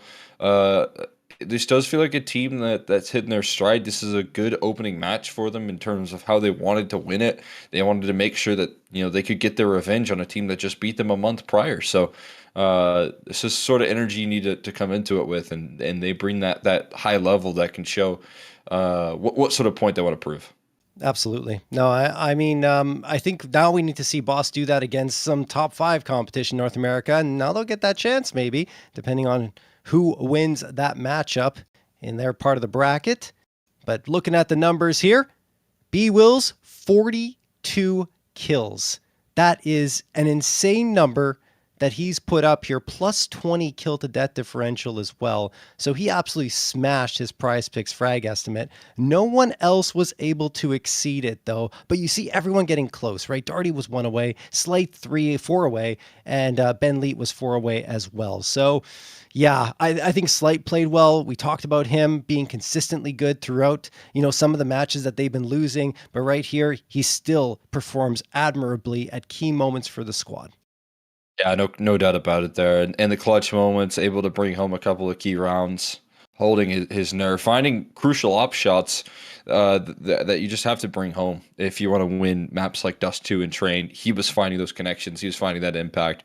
On the other end of the server here for Regain, you know, obviously, again, we see the level from Zukart that we come to know and expect. Yeah. But, you know, outside of that, we talked a little bit about the supporting cast here, what they were going to bring into the mix. You know, Dirk had some moments threaded in there with the AWP, had some, you know, good impact here and there on the CT side of Train. But overall, I did feel like it was a little bit light from some of the supportive staff. Definitely. I mean, he needed more help. And while I did see Maricu have a lot of impactful moments, and Dirk as well, even the rest of the squad just needed to do more. Even them, right? Like, I felt like even, you know, Zukar was the one that was standing head and toes above everyone else. Anyway, look, we're going to wrap this one up. Regain are out of the picture. They'll need to come back next time, perhaps, to try once more in the PrizePicks Any Revival series. But for now, we're going to, in fact, wrap up this BO3 and head to a break. But before we do, we have to thank those who make this possible. And of course, PrizePicks is the one responsible for sponsoring the NA Revival series. The best North American Counter-Strike players are competing right now, and you can win real money while watching them play. Join PrizePicks to get in on the action. It is super easy to get started. All you have to do is select 2 or more players and choose more or less on their stat projections to build your lineup. Then sit back and watch your lineup stats rack up. For a limited time, click the link on the panel below or use code REVIVAL when making an account and playing a $5 lineup to receive $50 whether you win or lose. It's a guaranteed win for all new PrizePicks users. Thank you again to PrizePicks for partnering with Complexity to host the NA Revival series. Also, make sure to check out the Flom store at flomstore.com, that's FL0mstore.com, to get geared up for Flom Mythic Land Las Vegas. Any and all purchases help support this and future lands. Guys, we're going to hit that break, but when we come back, we're going to have Voka facing off against Phoenix.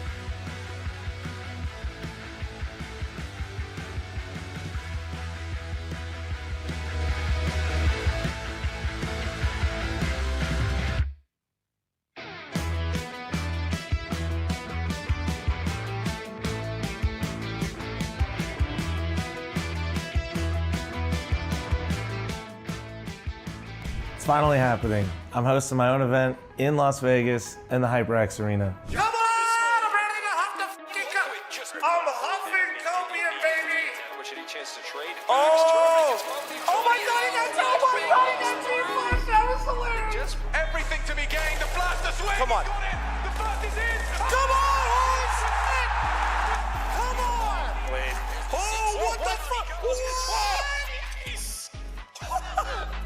I know sometimes it might not look like it, but I am so excited for this event. We've been playing in this for a long time. It's been a lot of things having to come together all at once. And honestly, I could easily say this is a dream coming true for me. Appreciate Monster for supporting me, allowing this to happen. It's going to be happening from January 9th, 10th to the 11th.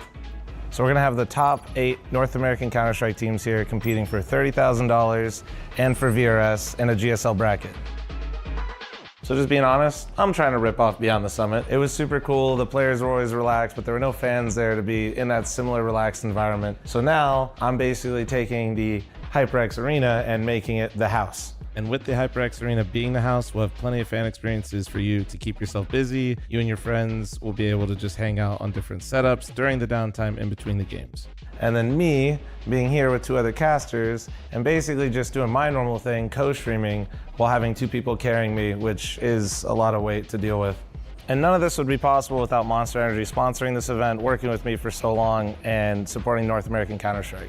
If this event seems like your speed, like someone would be really interested, make sure you guys stop through. I'd love to have you guys here, man. It's gonna be a great time. I really would love to just see North American Counter-Strike show up for this. We don't have a lot of events here, but I think this is a great stepping stone, and hopefully, with your guys' support, we'll be able to do more of these.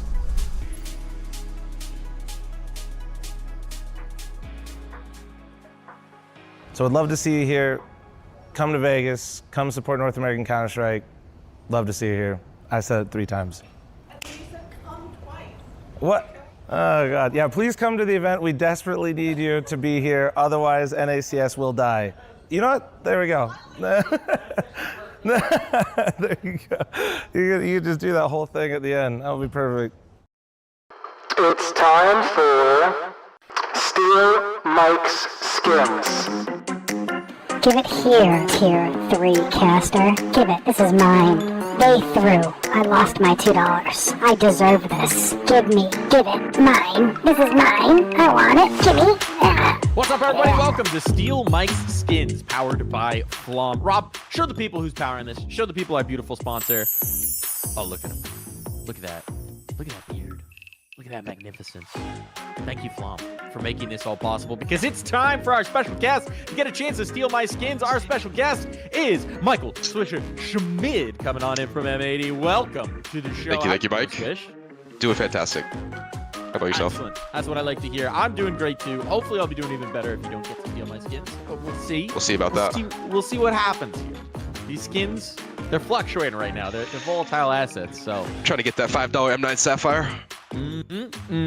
Big money, big spender, big baller. All right, so the way this works, Swisher, is you're going to get a chance to answer 4 trivia questions. Each successful answer gives you a ball to drop in this beautiful Plinko board. Each incorrect answer just goes out to the ether. So the question will be, how many of my skins you get to steal? Let's bring on the questions. Bring on the questions. First trivia question coming on in here.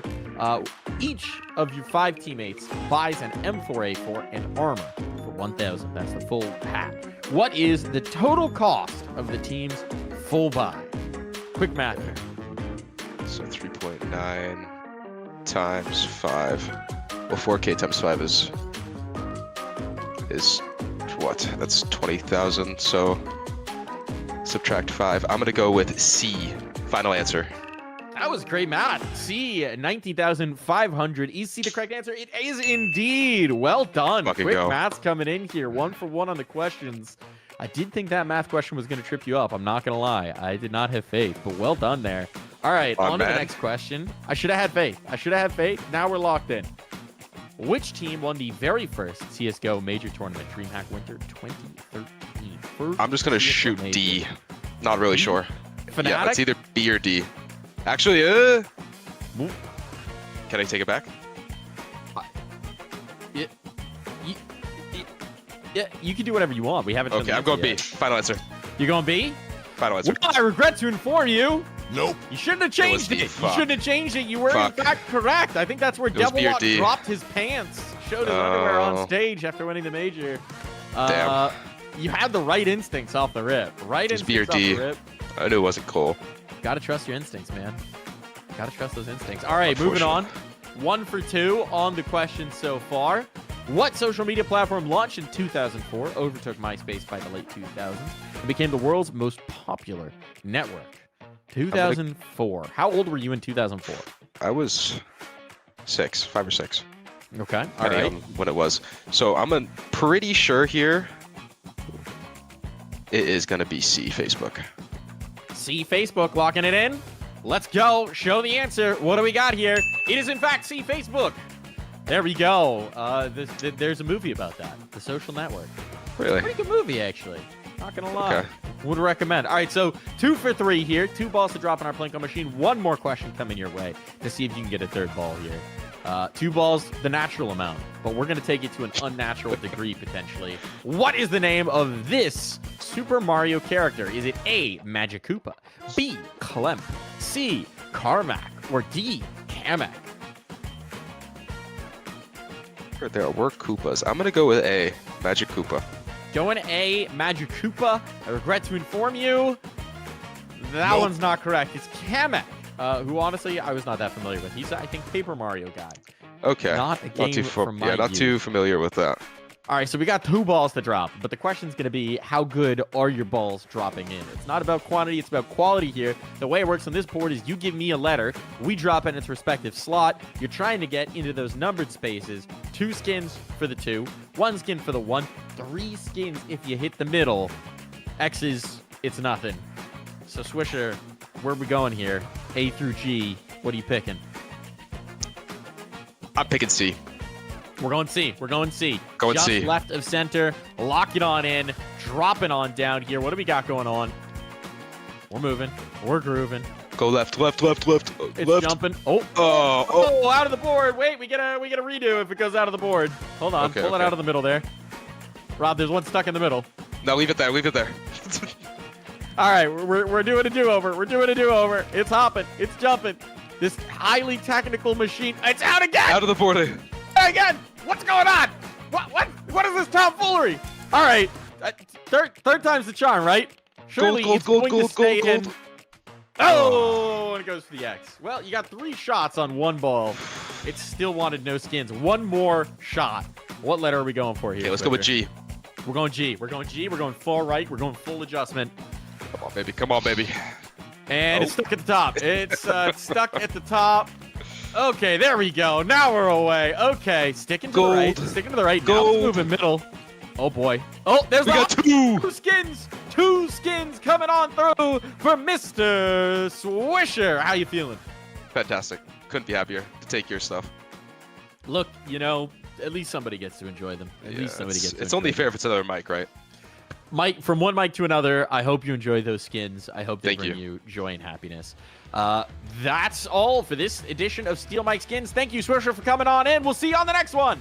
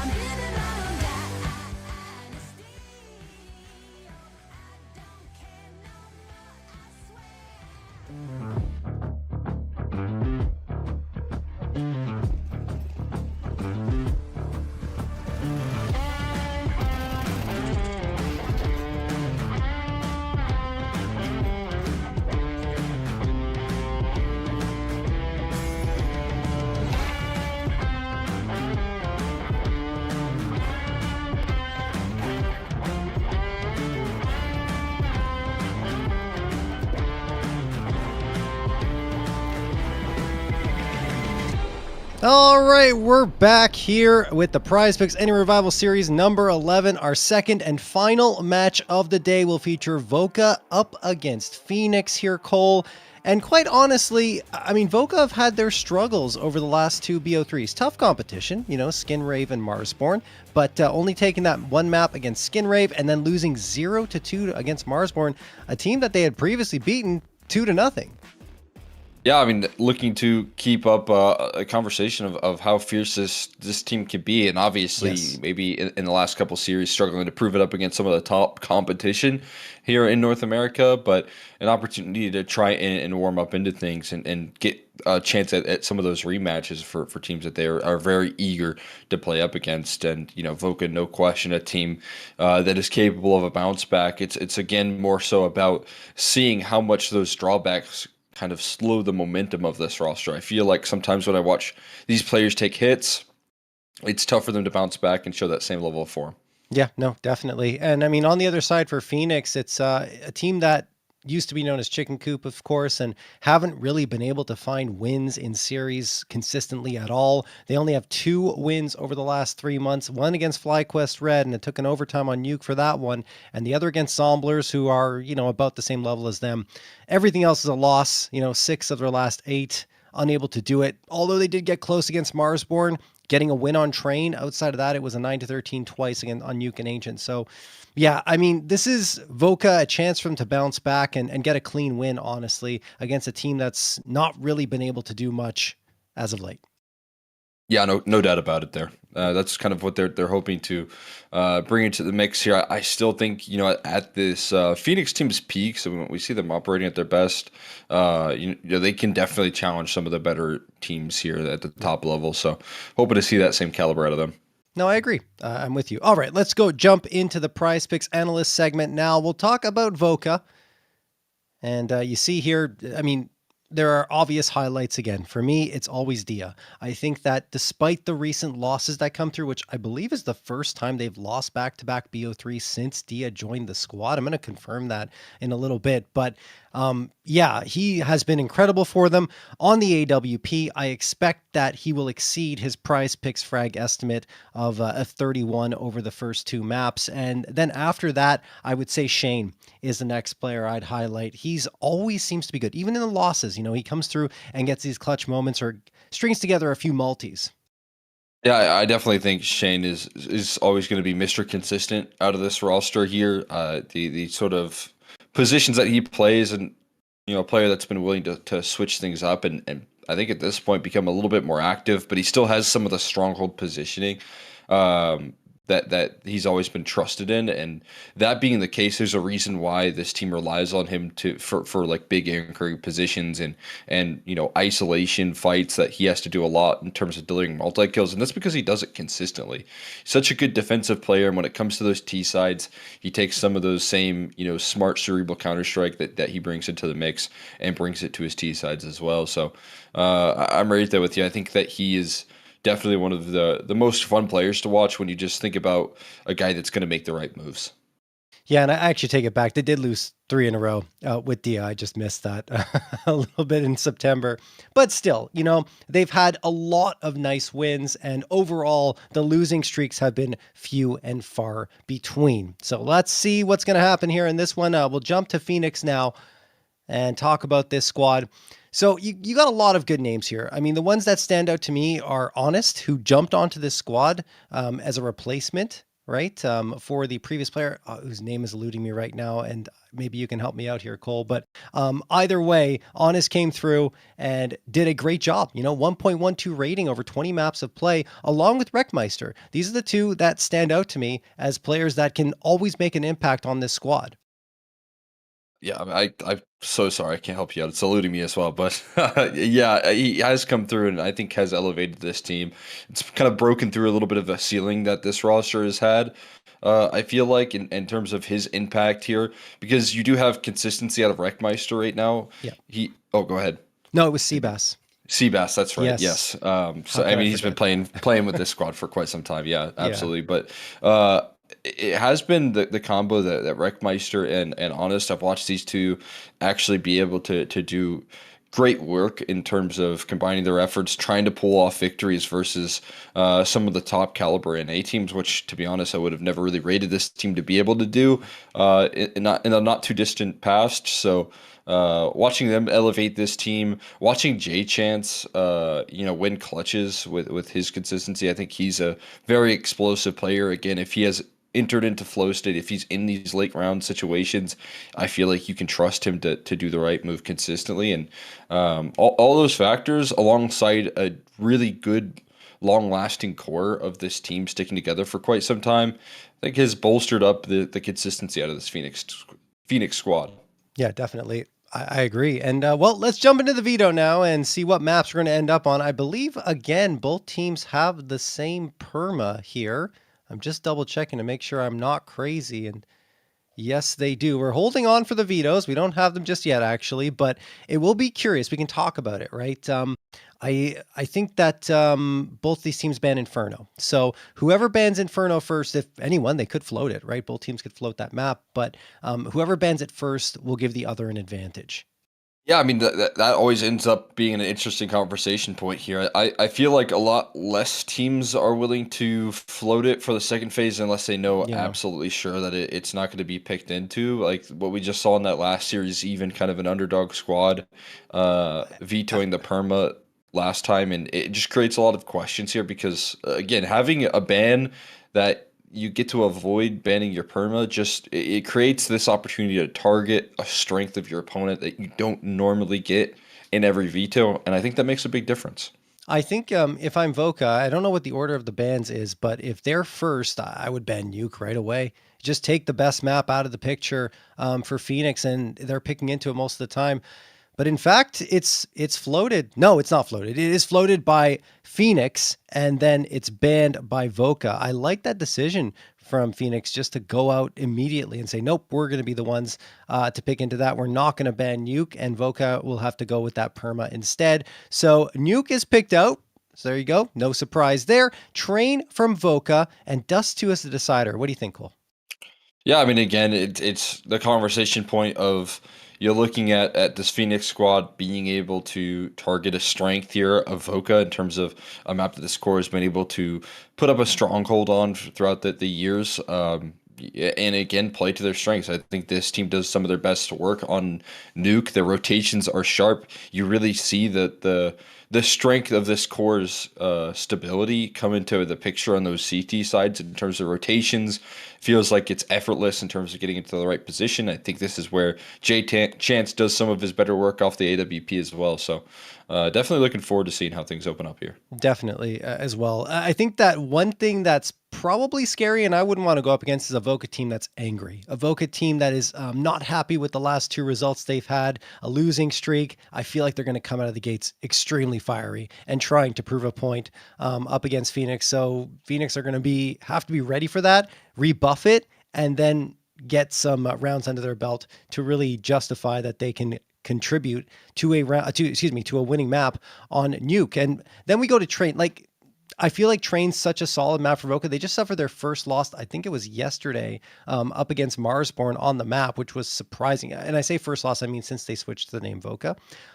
So yeah, I mean 7-game win streak completely gone. I think it was 8 before that, in fact, if you look at their getting info results. And again, in that map, I think Voca are going to come out of the gates looking to prove something. So, I mean, let's just jump into predictions. I guess that's what I'm leading into. What do you think? I mean, again, similar situation. I kind of like the Nuke pick, though, if I'm being honest here from Phoenix. Okay. I like this opening map for them. I like what I've seen in the past here. And as you said, Voca coming in off back-to-back series makes me think, like you said, this is a team that's angry. This is a team with a point to prove again for like Boss. They want to start things off making a statement that this opening day is a breeze like we've seen in the past. But I think Phoenix is going to pack a little punch here on map number 1, and I'm going to say 2-1 for Voca. Okay, cool. I'm going to go 2-0 for Voca. I feel like they're going to be very difficult for Phoenix to handle. Phoenix have not really played that many officials over the last month or so. It's really just been kind of in bunches, and that's it. So I feel like there's going to be a lot more reps on the side of Voca and experience gain, not to mention that Phoenix just suffered a very tough loss to SBE. That was 3-13 on Train and 8-13 on Dust 2. They're probably not feeling too great. I'm curious if Honest played in that one because I know they had a question mark as their fifth. Yeah, he's been playing with them since Seabass was left the roster. So, yeah, for me, it's 2-0. I feel like it's going to be a clean sweep for Voca. I'd be surprised if they're able to push it to a third.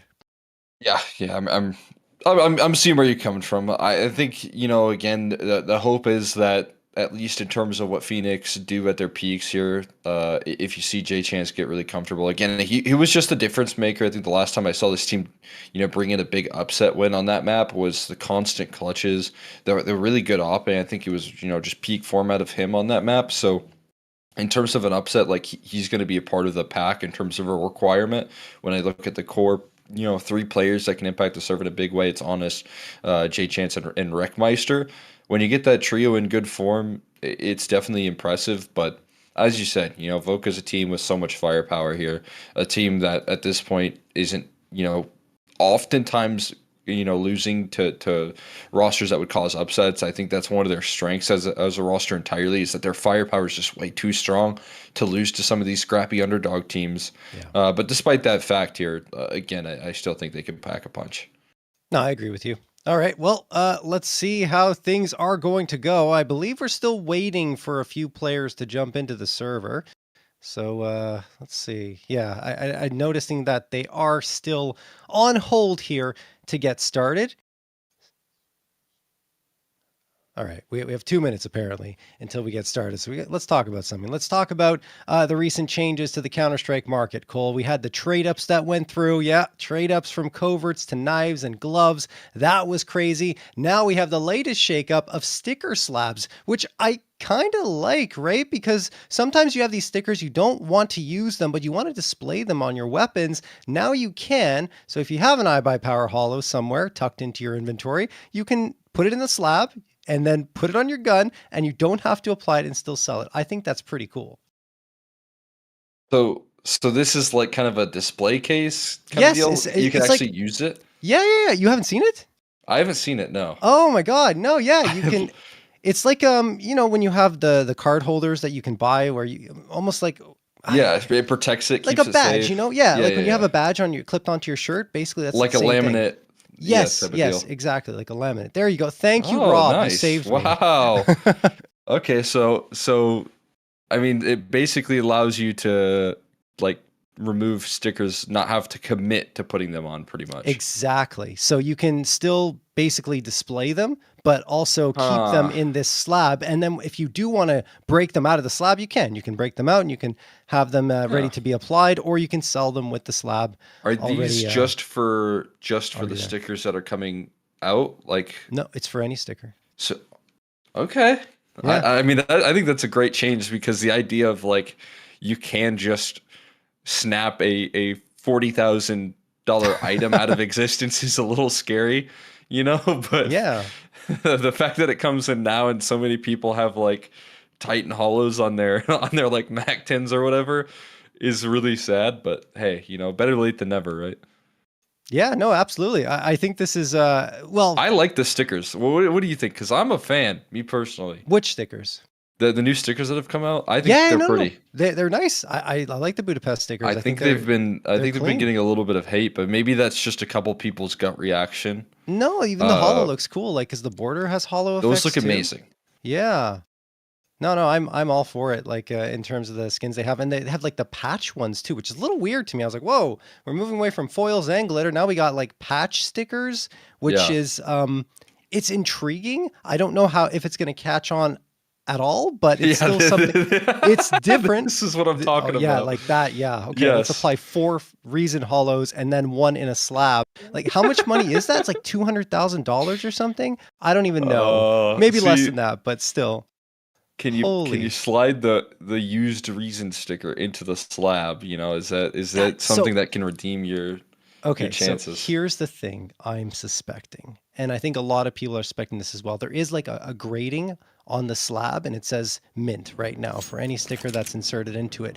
But I think they're going to add a sticker removal tool. You'll be able to remove a sticker. You get one decreased grading value after you remove it, so it's slightly less in terms of quality, and a little bit scratched. And then you're going to have the ability to put it in a slab afterwards or sell it. So, yeah, man. I feel like this is coming. Tony Pixel would love to hear that there. Carson loving the HE breaking open the door, but not being able to punch through the dual Berettas. Shut out, and more impact there. Honest caught for catching them with his flank maneuver. And now Slump with a little bit more to chew through here as the rest of the team tries to collapse in on him. He might be able to hold up to the task here. As 3 quick kills in reaction. 5v2 vanishes in thin air as they never even get the bomb punched in. And now Honest needs to finish the 2K that he started by finding 2 more. And he just might be able to do so. Bomb is recovered. And Snav's already repositioned quickly. Is it fast enough, though, for Snav? He's got to hear this. Maybe not. He might be too far. Dooley's grabbed. He's still walking, yeah.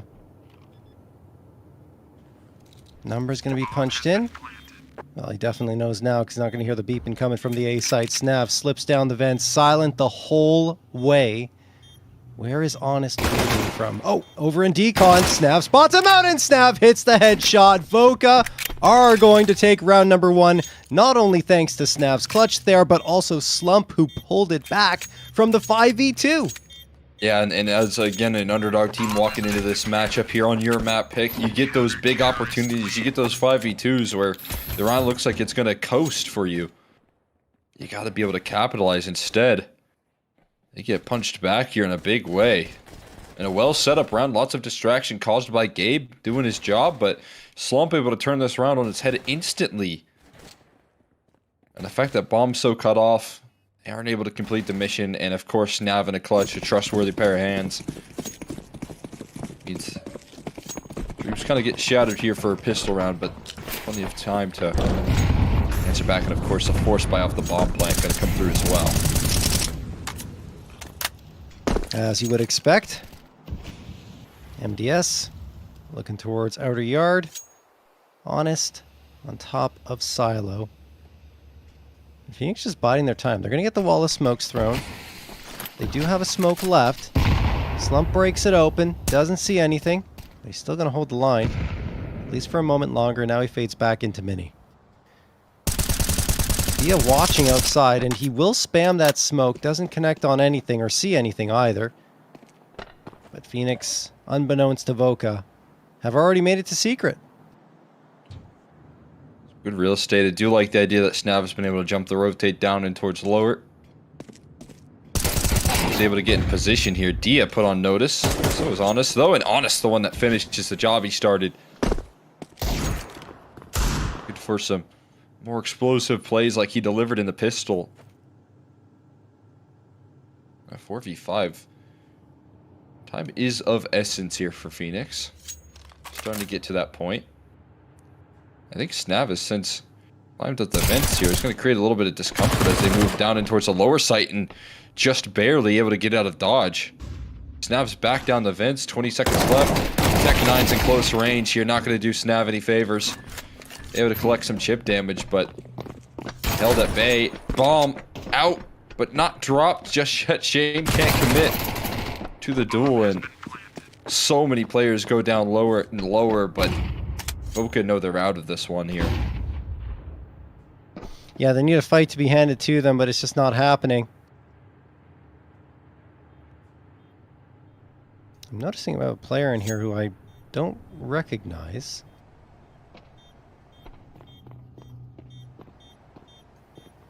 $163. Does this mean something? I don't want to say it. I don't know. Yeah. Anyway, Slump is gonna get a 2K. Best day on the side of caution. I suppose. Terrorists win. Well, he dies. So does MDS. And it will be a two survivors on the side of Boss and only 1 for Regain. Still a nice round from Regain. Not Regain. My God. We got to fix those logos at the top in the replay for Phoenix. Looks like it's an artist. 163 on my neck. Is it? Yeah. Looked him up on Genius. Verified artist. Alright, so we're good. So he's a Counter-Strike player too. I guess so. Is that Meister is my question, though. Might be. Yeah. I'm going to ask that. Okay. Okay, so it is Wreckmeister. He has an interesting face-it name. We're just going to call him by his official name.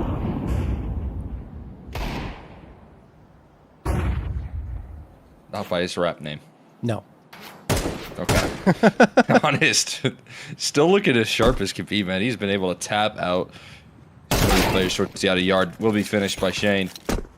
Chased down and eliminated, but at a sacrifice of this A bomb site here, trying to recover some of the weaponry. They do grab the guns, but they lose the bomb site in the meantime. J-Chance needs to bring the bomb on in, but comfortable in doing so.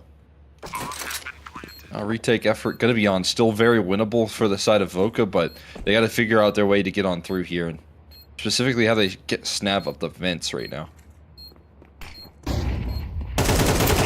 Oh, that flashbang just didn't do much. Gabe does get traded by Slump, and well, Rec will put things back into control for now. Shane has slipped through. They have no idea how far in he is. Oh, now they'll know. Footsteps made. Wreckmeister pushes him back for a moment. Doesn't win the fight. Shane needs to find a quick one here, and he won't. Round is over. Maybe he gets the frag, but that would be it, and that doesn't even happen. J-Chance will be the last survivor. And, well, he goes down to the bomb. So no survivors in this round. 2-1, though, for Phoenix. Sharp here on Nuke so far. And it's honest. On the top of Mini for back-to-back rounds, being able to deal out some beautiful damage there. Finding some comfortable kills. This team up 2-1. Wondering if Voka wanted to keep up the intensity. He didn't get to save anything, but constantly taking down all 5 players, and Snav not needing much to find a kill here. Opening pick goes their way. Carson able to tank through some of the shots there, but will be chased down by Wreckmeister. And taken care of. Everyone goes down the vents for the rotate, so they do have a lot of players ready to go, and another kill out of Snav's 5-7. 2 frags in. Are they going to continue to commit here and try and chase down these players? The double HGs will certainly help in that department, and J-Chance finds the last. Great work being done by Phoenix to make sure that looked easy for them in the 3v3. Wow. Alrighty then. Phoenix up to a 3-1 lead. That was just the eco round, of course, for the side of Voka, but Snav at least making it interesting with those 5-7 frags. And now we go into round number 5. Voka would not be very happy if their CT side doesn't yield a majority of the rounds here in this first half. Of course, it is Phoenix's map pick, and we know that Voka have had their struggles here over the 5 times they've played it since switching to this name. It's been NRG, Skin Rave, and Marsborn where they've suffered the losses. All big names, top 5 teams in North America right now, at least the tier 2 space. Mazrea and TSG were the wins. So they're kind of in a weird spot where we don't know how to gauge them against a team like Phoenix. Yeah, struggling to beat the best here, but struggling right now to start. And as you can see, the game plan for Phoenix seems to be set in stone right now, and it's letting Honest play these defaults out and deal with this activity out of Voka that is coming through fairly consistently. MDS going to be throwing in a little bit of aggression as well, trying to get himself tucked in towards Secret, and he's able to punish. Playing on the edge of that smoke. Clean connection. Opening duel, and now again you can see how Voka have to play out this round here. No one even rotating down towards Secret, so next option for Phoenix still seems like they want to go A. We'll see if they can collapse here, because MDS is to climb up the fence right now. Very awkward access into this A bomb site, but the kills continue to flow, and Gabe is able to be the one that breaks through. 2 opening picks for him. And now a retake called for Carson. Carson gets the first, 1v2 now.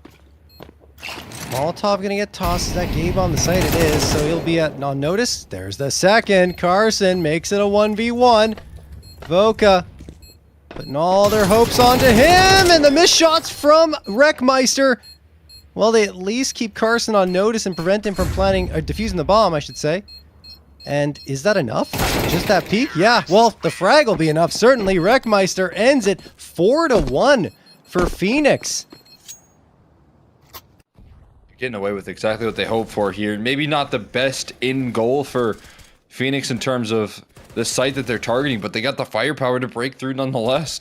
2 big entries coming through from Gabe, and Carson trying to make a round possible, but without a kit, just not an option. And even still, Wreckmeister offers up the finishing kill. Voka entering into this.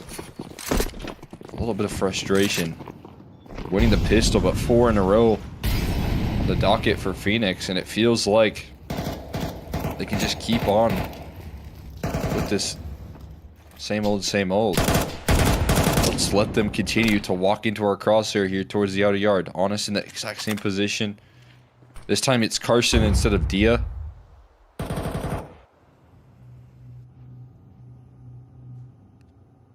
Well, now it's Carson and Dia. And Carson able to complete the kill, though. Got a quick visual on Honest with the jiggle peek, and then finds the frag. Ramp is taken, though, as a reaction here from Phoenix, so not the end of the world. Yeah, I like this approach from Voka. You got the hero rifle for Carson. That gives you a little bit of a better chance in the round than the half-buy for everyone else. And Carson collects a second. Gabe gone as well. Phoenix down to a 3v5, but look where MDS is still going. Carson doesn't have trigger discipline there. Like, wait and see what you can find. Instead, shoots as soon as Shane is spotted, and Snav will have the instant trade. That leaves it up to J Chance and Wreckmeister. Wreckmeister takes up the space that his teammate lost, and now he's the last one available as J Chance walks right into a couple of players. Wreckmeister can bring here. Oh, spotted out by Slump. Information now known. And will be tapped out slowly but surely. So the rifle's tossed down. How nice of Carson to send that his teammates away, make sure they can recover the weaponry. How nice of Carson to find these 2 opening picks as well, put it into a 5v3, and even despite this big oversight, and as you said, MDS had a little bit of a multiple position right there where if he just held his trigger and tried to find the multi, we could have been looking at a much different story, because kind of a crazy oversight from Voka not to be aware that not only was ramp gone, that they definitely could have walked in towards J-Hall, but a 1-for-1 is something you'll take in that position every day of the week. Well, without doubt. I mean, really, if MDS waits, rounds the corner, sees what's there, and then lines up a couple of shots, he could have had 2. Certainly the possibility of being traded was always very real, but you see now, Voka, you give them a chance to spread their wings, and they will fly. 5v3 in favor of them immediately at the beginning of this round. It is the force buy from Phoenix. It only features, well, what's left anyway, a Deagle, a P250, and an AK. They do take ramp again. It's weird how lightly defended ramp has been from them. And now they lose Carson. Another AK available. Yeah, that sort of problem consistently can flare up to be a big issue, but got some extra presence in towards Heaven, underhanding the HE, and he knows there's a lot to deal with right underneath him in hell. And no chance for Gabe to fight his way out of this position here. So it's just Wreckmeister. It's into a 1v4, going to be finished off by Shane. Force buy going to be put to rest. Okay. Gonna toss a gun his teammates away. Gonna have to reinvest one anyways. Yeah, we'll see if it long term this ramp control can be a point of strength for Voka to try and, or rather Phoenix to try and target. But in this round, you just have to trust in the J Chance and honest Deagles. We know how these rounds typically play out here. Trying to find some shots. towards the outer yard, something of that nature. J-Chance actually opens up Squeaky instead.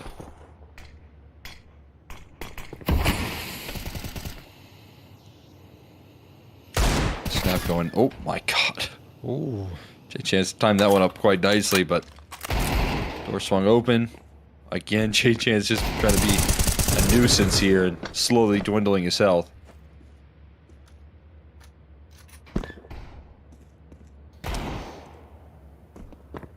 Phoenix biding their time in the round. They don't have much invested. I think another piece of util connects there. Maybe it's just damage from the gun over in ramp. So much damage done, but Phoenix still have all 5 standing, so they're going to snowball in towards this B site. Snav has a little bit of work ahead of him. Slump helps out. Bomb planted, though. That's pretty good given the investment in the round. It's an extra $600 in the following. Maybe they can clutch it out as well, but that seems like a far cry. Honest, a nice shot after he loses Gabe to the nade. Then we'll close the door in front of Voka. And, well, Voka just break it down, blow it to smithereens, charge out with their rifles, and take care of business. It will be 4-4, all tied up. I mean, again, they just had no one ramp.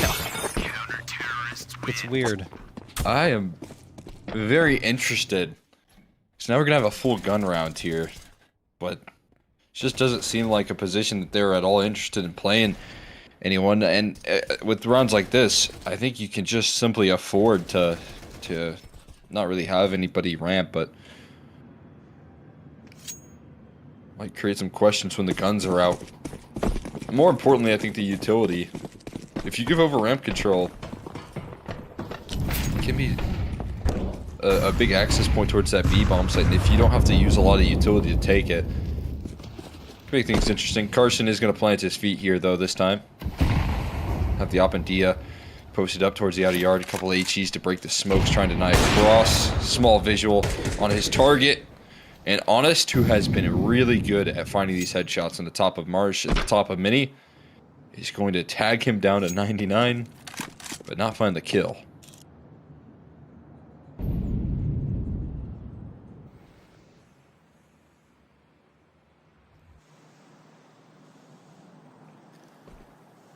And so we wait. Phoenix biding their time, hoping that Voka get aggressive, but it's not happening.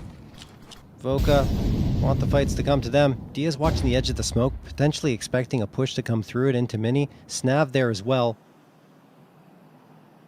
And it looks like Phoenix want to path into secret now. There is Slump here. Smoke in hand. Gonna have to throw it. There we go. Tossed out. Holds the line. Spam with the AK. Finds one. Not a second, though. That would have been incredible if he did. But at least getting one keeps it at even numbers and tons of information gained for Voka. 25 seconds left, but Phoenix should have a plant secured. Still fully focused on ramp. Yeah, you're exactly right there. They're going to have full access towards this B-bomb site. Crazy move from Snap to risk going down the vents. And there's your alert taken down. Shane goes hunting, identifies his target, but still good post plants for the T side to hold on to. Snap needs to do even more. He cuts off control, and that limits the post now. Honest and Gabe gonna have to fight here. Clean headshot on the first, denying Shane any access, but a great trade from Dia. Honest put on notice, and Dia gonna find the last couple. Some high pressure situations there for Voka, but able to keep their calm in the retake. That is very nicely retaken.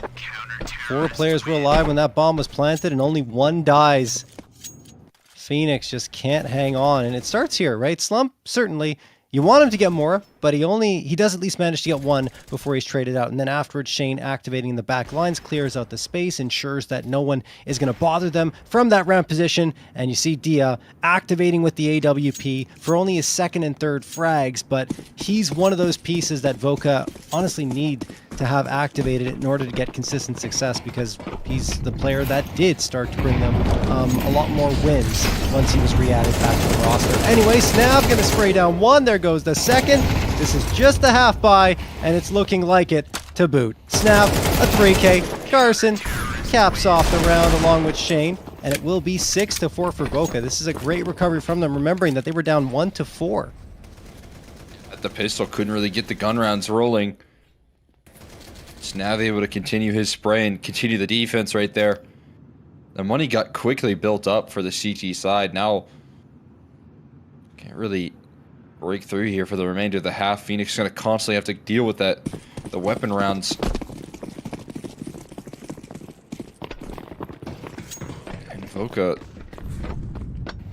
definitely leaving at times some small vulnerabilities in their hold, but still playing some very small counter-strike here. I think smoke that was disrupted by Amali, as you can see, and now Dia able to strike off the back of it.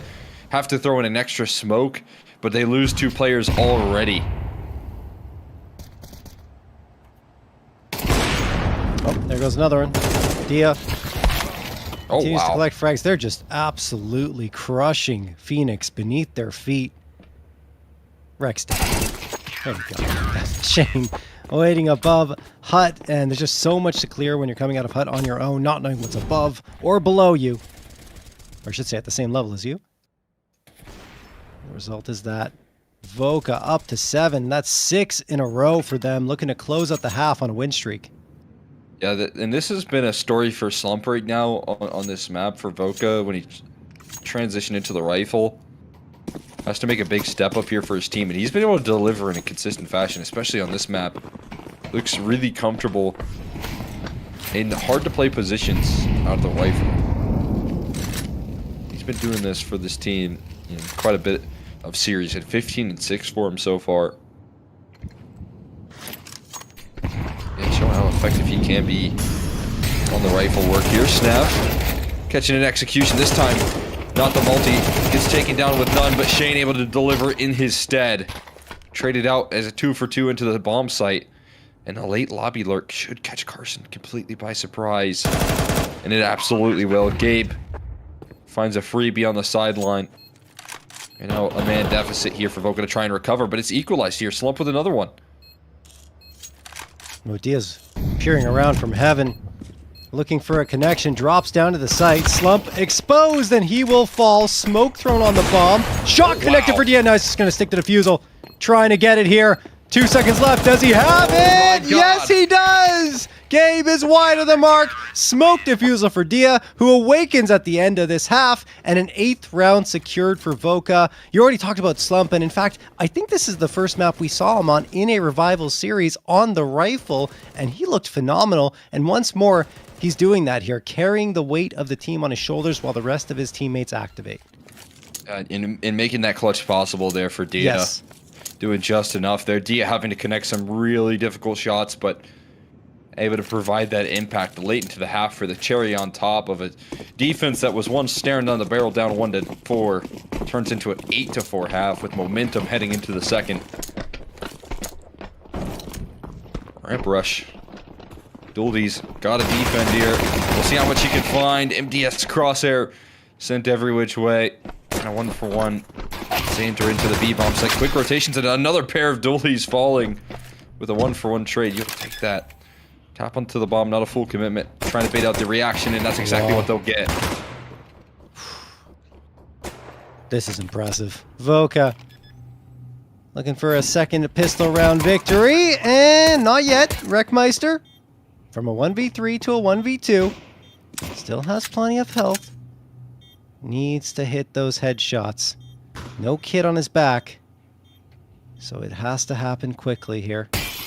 Breaks open the glass, and I mean, good job from Voka, just talking around those corners, and eventually Carson peeks around, dualies out, and second frag of the round found. Voka now up 9-4.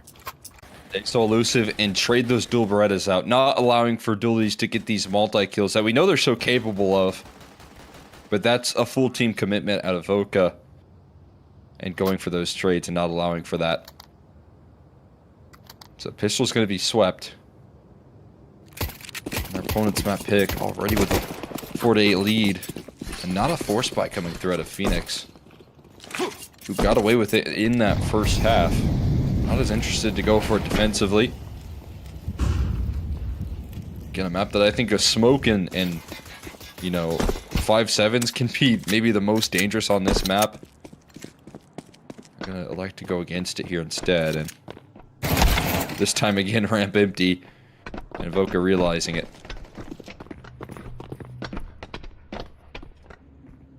For a moment, I thought that Voka wouldn't hit that second gear here on Nuke, but this is going to make it 9 rounds in a row. So, if you had any doubts, you can wipe them away. Wreck waiting with the Zeus. Could get one here. Maybe. Shane? No, he's not going to get caught off guard. Shane taking care of it.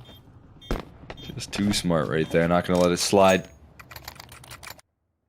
No casualties taken. Very comfortable. Anti-eco. So they move up to, again, 9 rounds in a row, like you said. They have hit that form. Maybe a little bit slow to lift off. Talked about their vulnerabilities for their defense, but they patch those holes quickly and able to get back on course. This is where you got to make a statement on your CT side, and you got to do so with limitations here. Not as many HEs to blow open the outer yard utility, but maybe they don't need to. There's just a missing smoke at the moment for the T side. They were hoping for this duel, but J-Chance wins it outright. Trying to buy time for the secret player to activate, but utility blows up J-Chance's opportunity to fight further. MDS will strike eventually, but this is where Carson's positioning can be so valuable, and he is so effective at taking this space and catching opponents off guard. Carson. Oh, what a flick to Carson's head. Could get another. Yes, he does. Will this be the first round for Voka in 10? Snap trying to change that, but he won't. Gabe gets the last, and finally, Voka have another round victory on the board. Thanks to the efforts, I believe it was, Honest at the beginning. What a flick onto Carson, because if he doesn't get that, the round shifts in an entirely different direction. Look at that. I mean, he wasn't even focused there. Yeah, crosshair placement was looking towards that wrap. Yeah. And he just has to adjust and does so in time. I think Carson even saw his shoulder a little bit before, and that's what convinced him of that wide swing. Too quick on the draw. Going to change the tides of that round here. This time, the outer yard utility a lot more effective. And playing in front of it now, Snav even more deadly with that full belt in tow. Man advantage here, MDS sideline now and dropping in towards the yard. Slump on a mission. Oh, here's a tick. Almost gives up J-Chance's position. He's able to deal with it instead, and Snap offers up another. They know that J-Chance is down low, so they're going hunting. Oh. What a nice sweep from Carson around credit card. Just slides in there. Gets the frag and gives his team a 4v2 edge. Wreckmeister alone on the A site. His teammate towards B. That's honest. This is not painting a pretty picture. You see the shadow? Oh, no, I guess not. Shane jumps on him, and the round is probably over. Oh. Well, a frag, but still. This is done. Yeah, maybe just a little bit of damage being applied here. Save going to be called. Still back away. The hunt is on. Carson and Snava both went down the vents to try and chase down this last kill. But Honest is going to find a path out of this one. He does have a kit. He does have a smoke.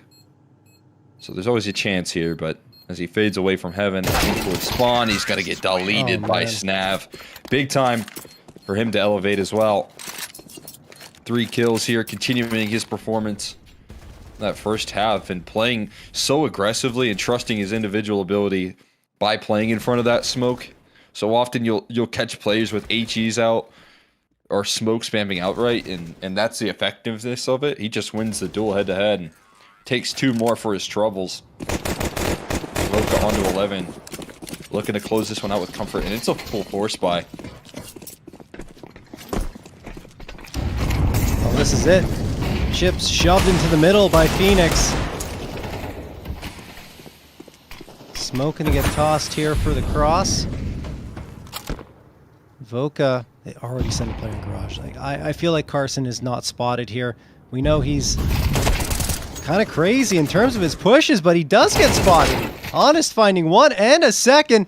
He is the only one really able to connect on anything for Phoenix on this CT side, and once more sets them up quite well with a 4v2 advantage. Look at the setup in ramp room. This is Voka's last-ditch effort. And MDS is in a position that is so often good for one-for-ones. We'll see if he can bring just that. How diligent to clear. Shane does kind of give it a check, but he finds both kills instead. Elevated angle, and he'll punch down. As Phoenix to get back on track here. Needed a huge round to deliver. And they have what's necessary. Honest. Being able to bring that multi-kill, and as you said, guy that's been trying to haul it for his squad, that was part of the reason they got off to that 1-4 lead. That the opening kills that he was able to claim towards the outer yard onto both Carson and Dia in consistent fashion. Stepping up in the second half here.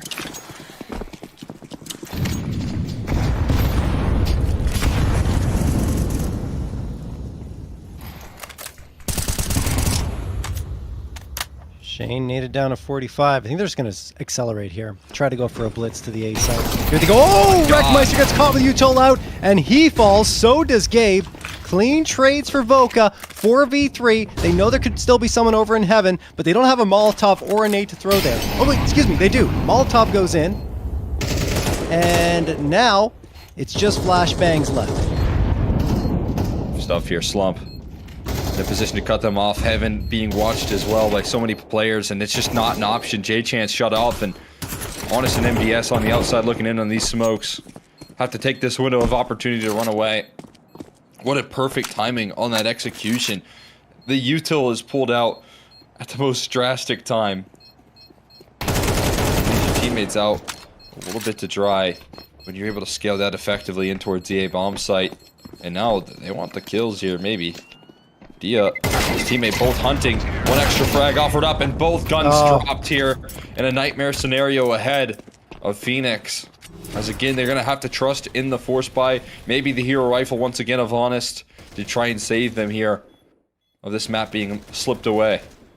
Yeah, I mean, honestly, it's such a great moment for Voka to push through and decide to send it quickly, because they hadn't done this for the entirety of the half. They were taking slower approaches, trying to feel out the map, and that round, no. They catch Wreckmeister with utility in his hands because he'd been, you know, in a phase that he expected nothing to be happening and got too comfortable.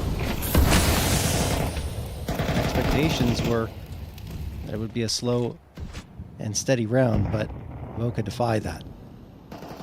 So now, no one's really watching outside. MDS util in his hands! That is not the way you should be playing that angle. Need to be jiggling it if you're going to have that smoke out. And Carson capitalized on it, even tags J-Chance down to 21. Eventually, trades do come through. What's happening here? I don't know where J-Chance found Shane, but we are going to go back and forth, and in the end, J-Chance is the only one left alive with a Galil and 21 HP. He's all the way in lobby too. This could not be a worse position for a post plant on the B site. Takes a fight out and loses it immediately. Voka will win 13-6, having won 12 of the last 14 rounds.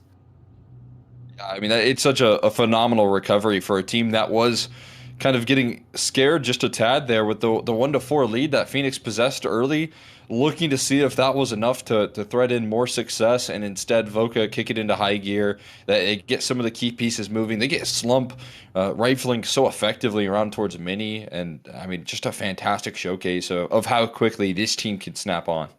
It's wild, honestly. And I told you, like, when you have this Voka squad that is hungry for a win, that feels like the last two series should have been better, that actually looked like they were involved in them for the most part. It's just like that usual firepower prowess wasn't necessarily present. Well, here it is. And it comes from Slump, who hasn't necessarily had the best of matches over the last few. He awakens on Nuke. The map he started rifling on for Voka is the one where he delivers 21 frags, only 9 away from collecting his PrizePicks frag estimate. Behind him, Snav and Carson also both doing a really good job. Shane actually a little slower to activate, but I feel like towards the tail end, everyone had their moment. Yeah, you still saw Shane making a lot of good moves there defensively when those A side targets did eventually come through, where he's able to deliver multi kills. And Dia in the last round showing up with a big time clutch. Like I really did feel like Voka, despite those 4 rounds to kind of kick off the game, outside of that, were able to find a formula, find a winning formula for themselves. And against Nav on those T sites, finding multiple kill entries, making that explosive play that made some of those T rounds just so easy.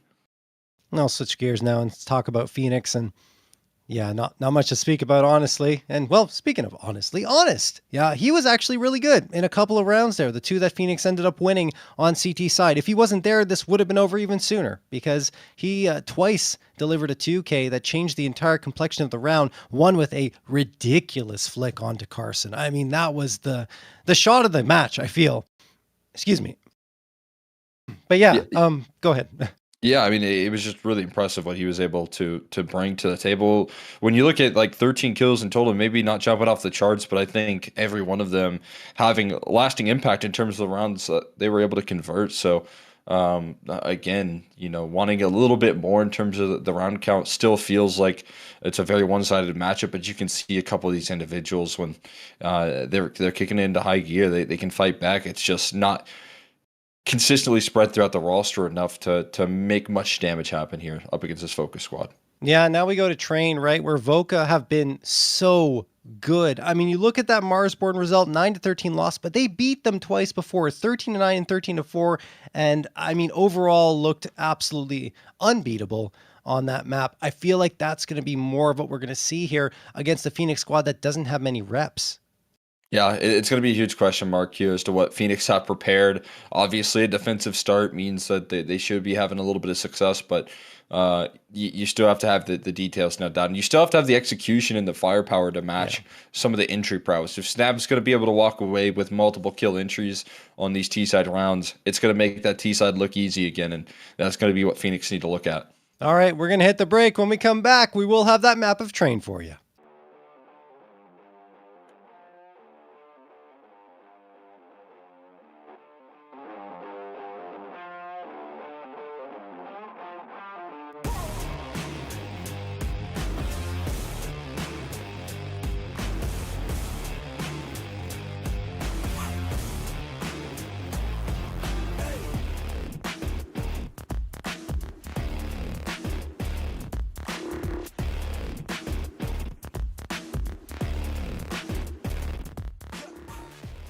It's finally happening. I'm hosting my own event in Las Vegas in the HyperX Arena. Come on! I'm ready to huff the f***ing cup.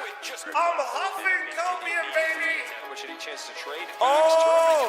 Oh my god, he got two! Oh my god, he got two flash! That was hilarious! Everything to be gained. The blaster swing! Come on! The first is in! Come on, horse!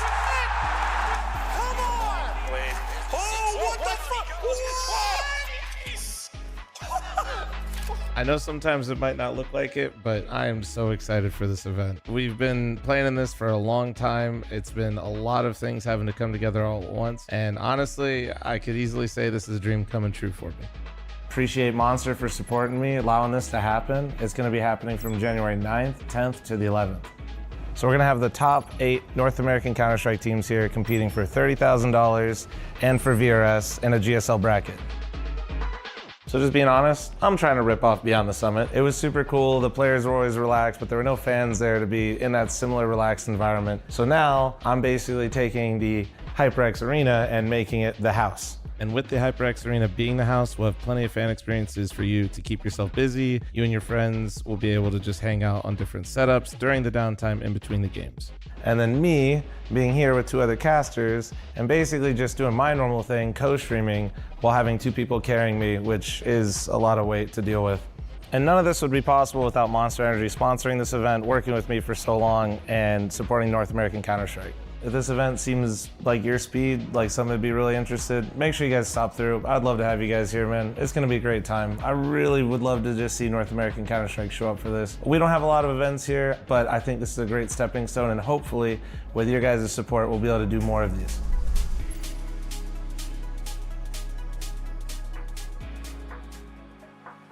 So I'd love to see you here. come to Vegas, come support North American Counter-Strike. Love to see you here. I said it 3 times. What? Oh God, yeah, please come to the event. We desperately need you to be here. Otherwise, NACS will die. You know what? There we go.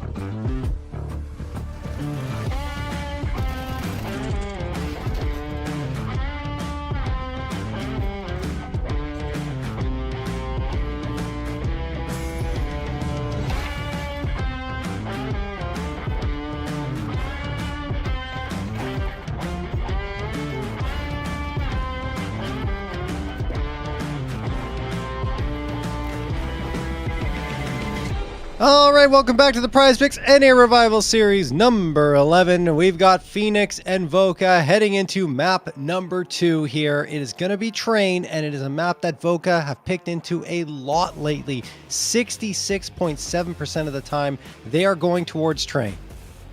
Yeah, I mean, this is going to be an opportunity to try and close out this series for Voca. There's no question about it. That's kind of what they're gunning for here. And the expectations are they continue their form in that last map.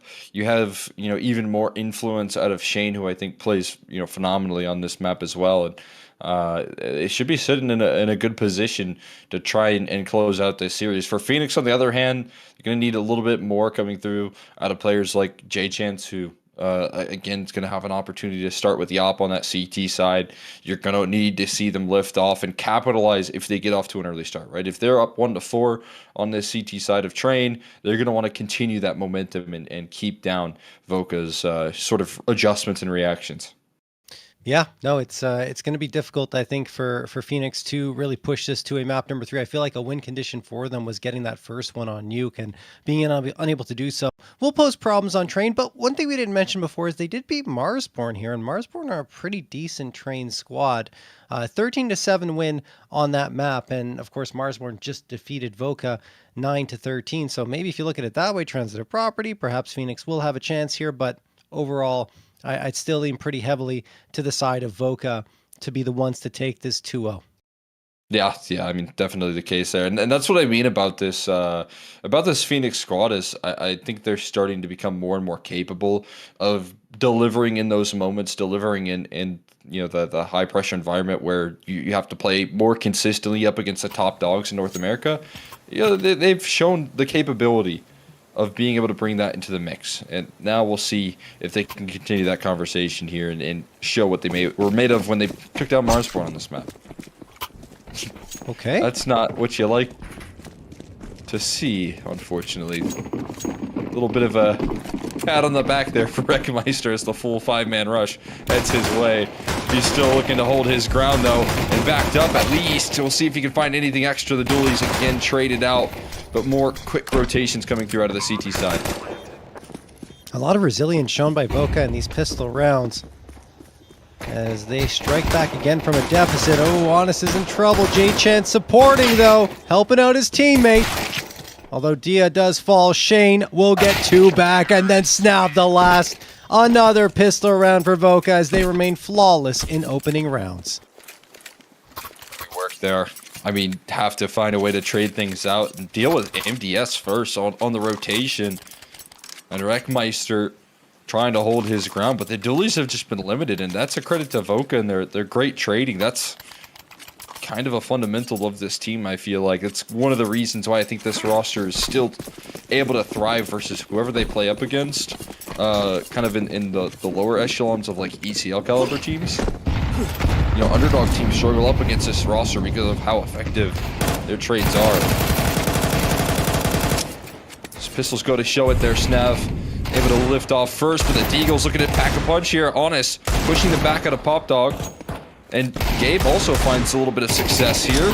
Smoke spam nearly finding an extra as Gabe has stalled them out of pressing through Ivy. Ooh, this is getting really sloppy now from Voka, but Slump getting that one helps pull them back a little bit. 3v3. And Voka have just pumped the brakes entirely. They're hoping that Phoenix get aggressive and walk into their angles, but Phoenix are at a complete standstill. The one major vulnerability right now is the B site. And Voka, well, it doesn't look like they're headed there.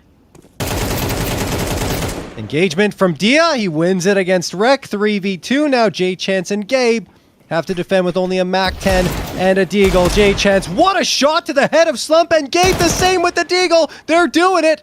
2v1. Snav, 34 seconds left. Does catch the first, but now he can fade off to the B side if he wants to. Fakes it. Doubles back towards E-Box. Gabe just waits to get some information from audio cues, and bomb going to be planted here safely. In fact, Gabe doesn't really aggress, and now he's spammed down to 31. Snav, does he expect the push? Yep. Gonna hear it. Footsteps out and headshot found. Gabe pulls it back. Tied up 1-1.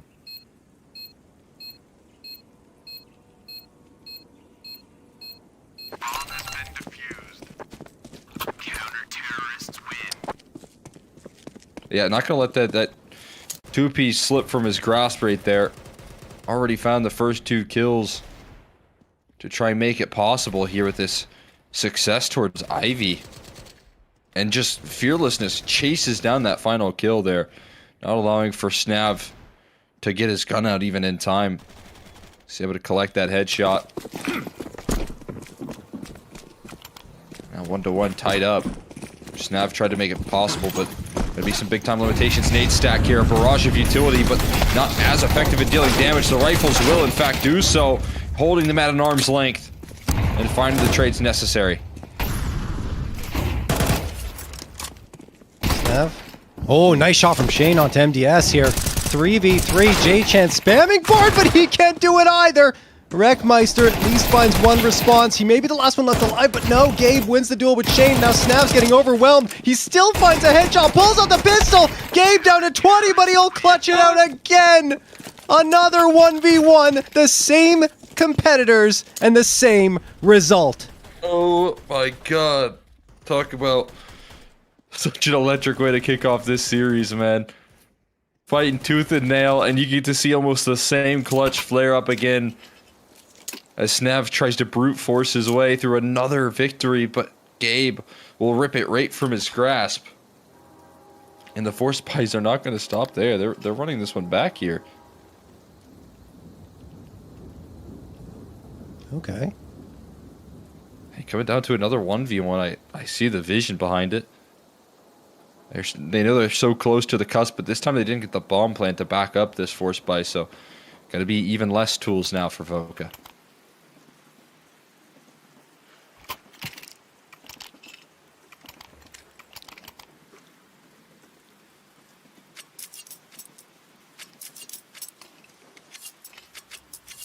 Crazy that those last 2 rounds came down to the 1v1, same players as well. And Snav's usually good for a clutch, right? Like, so I expected him to at least get one of those, but the low HP ends up hurting him. Now, Voka, as you mentioned, going for another Force Buy. Not the orthodox play to be making, but it's because of how many bodies they dropped in that previous round. Now, Shane runs down J-Chance. They have to know. Yeah, they know Wreckmeister's here. Molotov sails in. Shane collects another one onto him. Yes, and there's the Tech 9 headshot from Carson. Voka have done the damage they need to. Honest gone as well. It's only Gabe left in a 1v3. You do it again here. Can he make it happen? Down incredibly low, but that HG's on the target. Dia's going to dodge it, though. Molly, force him out. Spam. Attempted. No. He's going to run away. Can't make it happen there again, understandably so, just not in a good enough position, and running headfirst into this brick wall over and over again. Voka continue to keep the Force Spies putting pressure on the defense, and this time they finally break through.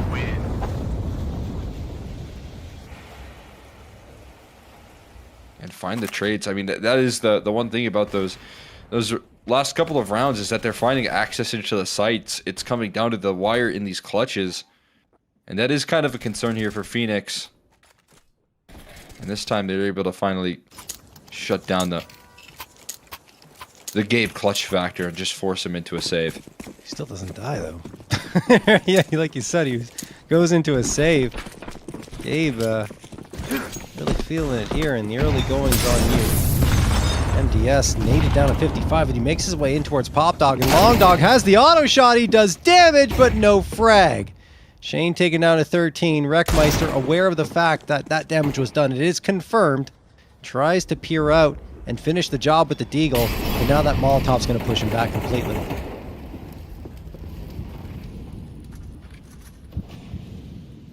Maybe a little slower pace here after the fiery rounds that we saw in the last couple. Say that, but Wreckmeister trying to continue the aggression. So will J-Chance too, but it's the same result. Slump pushing them back. They know where Gabe has been playing throughout the grand scheme of this half so far, and they've seen Honest earlier. Not feeling the need to rush things just yet. 4v2, it's still, recoverable with just the right players for the job. And with low HP bars on Shane and Dia, this could be interesting. Gabe also going on a bit of a fact-finding mission. Is quickly putting into picture where this round should be heading. But also, interestingly enough, Slump gonna walk out. Feels like he's just the decoy right now. I guess it depends on how much space he can grant himself, and with him getting taken down, this should encourage the rest of the team to walk into the B site. Yeah, that's exactly what's going to happen. And this round's probably over. You'd imagine Honest and Gabe on the wrong site and very far away from B will just want to save what they've got, and that is exactly the case. They show no urgency to head back in the other direction. AK going to be grabbed up by Gabe, who survives. Again, only one death recorded in 5 rounds of play. Phoenix just going to regroup and reset for the next round. Likely just going to be a full eco around these maybe upgraded pistols. But I'd be surprised if they double down on the Force by the way Voka did, because the circumstances are very different, right?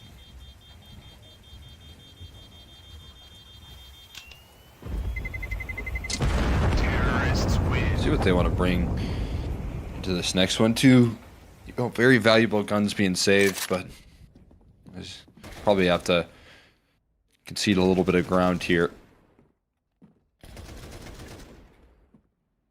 Slump does a good job of forcing back that aggression. Voka will move up back into the lead. Now we'll see what sort of setup Phoenix can provide Honest and Gabe to try and make this round possible. Oh, he's in the picture with 2 rifles. Yeah. Just on the top of that smoke, Honest trying to thread in a little bit of attack there, but Dia vanishes before he can take too much of a shot.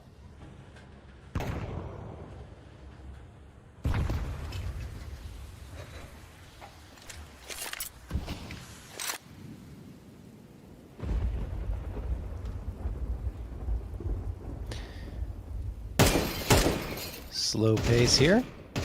Glass broken up by Slump. Getting that Molotov lined up and ready to throw towards A. There it goes. That is around camera. Voka charging in. Dropping the bodies. Gabe and Honest are gone. And this is just an eco round, of course, for Phoenix, and it will yield absolutely nada. J-Chance. Handled. That'll do it. 4-2. Sneaky move there, walking through the smoke, but good protection for the planter. Not going to allow him to find anything. So now Phoenix go right back to the drawing board on these gun rounds, but they are missing CT side AWP. They can afford 4 smokes, but only a single molly defensively. I mean, this is definitely going to be a bit of an uphill battle to try and start your endeavor into stabilizing this half.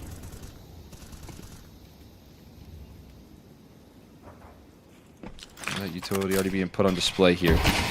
2 smokes out, molly in for them to establish a foothold here. Hearing the tick, that's a very clear indicator, but Carson showing a little bit too much shoulder, and 2 opening picks going to nullify all the concerns about that lack of utility. A 5v3 going to make things much easier. But the B site's still vulnerable. Shane realizing that, chasing down the frag. B open, but J-Chance closes the door in Shane's face. In the meantime, Snav walks into T-Con and finds one. Has an inkling there's a player Olaf, and well, he won't be able to do anything about it. Honest swinging around, doing the damage. It's all up to Dia, who does collect 1. They shouldn't re-peek him though, because that could lead to a 1v1 situation. The best thing to do is bide your time and wait for him to charge around that corner. But speaking of time, there's a decent amount of it, and Dia's just going to sprint towards B. He could get cut off from Long Dog. Definitely going to be heard. Running on forward. Yeah, they're going to rotate quickly, so this is not a sure plant either. Dia feels safer than perhaps he should. They actually slow up. Okay. Bomb plant secured. Smoke going to get thrown for Con, and yeah, it doesn't have any clue they're behind him. That'll do it. 3rd round for Phoenix. Back up right there. 5v3, and it's more impact coming through out of Gabe to open up proceedings. Find the opening pick, and then as expected, it's Honest backing him up in these rounds. Dealing with the T-Con presence here. Gabe with a big opener. I think that initial tick in the molly felt like a death sentence for me, and they're able to still punch through. Gabe opening and closing the round. J-Chance able to scoop up that op as well. So here's the start that Phoenix need to lift off and turning up the heat. Voka love their fast plays, and the fact that Snav is so consistently able to get out into these positions is, I think, one of the reasons they're so successful on this T side, and in an opening duel to boot onto such a key piece like Gabe right now. Already sideline. Molly flushes him out to the open as well, so Honest gets nothing going. J-Chance right over his shoulder. Misses the op shot there. And while there might be some consolation prizes, we know which way this round's rolling here in the favor of Voka. That's crazy. As soon as the guns come out in full force for Phoenix, they just get wiped out. Big miss from the AWP. Nice MDS collecting 1, but there's just no real path back in for them towards this A site. So best case scenario, they find a couple more frags. Really moving out here? Yeah, there you go. Dia taking care of MDS, and Wreckmeister thinks better of pushing through the gray screen. Backing off. Trying to find a comfortable spot to save this gun. Needs to get down Ivy quickly. And should be fine. Terrorists win. Golden there. Snav doing what he does best here, and I think this is why we see so much success out of this team is not only his like super aggressive stance that he can take every once in a while, but it's also that, you know, quick threat of being able to always have a effective lurker that's not scared to make plays out of T-Con. And so no team can really afford to leave that position unchecked for all that long. So just the threat of Snav being able to make those sort of moves can really help out the rest of the squad in succeeding. Oh, barrage of utility. Money is immediately sent a little bit lower. And in that factor, J-Chance already taken down the heal rifle down to 41 and not falling away, so it's an easy pickings for Slump to find the multi. Double digits for him as well, as he continues to step up. Parson's pretty much cleared all of that left side. So now one lane to focus on, and Gabe has been his kryptonite, and it will continue to be the case that Gabe thrives. Now Dia whips out the Tech 9, is available for the trade, and Honest just with a deagle here and an open A bomb site. And that'll do it. Yeah, Shane just absolutely running him through with the AK headshot. 6-3 for Voka. Already a good T side for them. And it feels like it's only getting better. Phoenix need to win out, honestly, just for a chance at coming out with victory. Not to mention that, yes, small sample sizes. Oh, we'll get back to that. Slump going to get the PrizePicks check mark for more than 29.5 kills. He has been really solid for Voka. One of the key reasons why they were able to dominate Nuke so cleanly. And right here, keeping them in it with key frags from the rifle. Carson now going to open up proceedings up against MDS. Again, this is a gun round, and I mean, Voka are being stopped from taking T-Con, which is a really big problem. Honest will at least get one, but immediately traded out by Carson, and Voka continue their assault on A.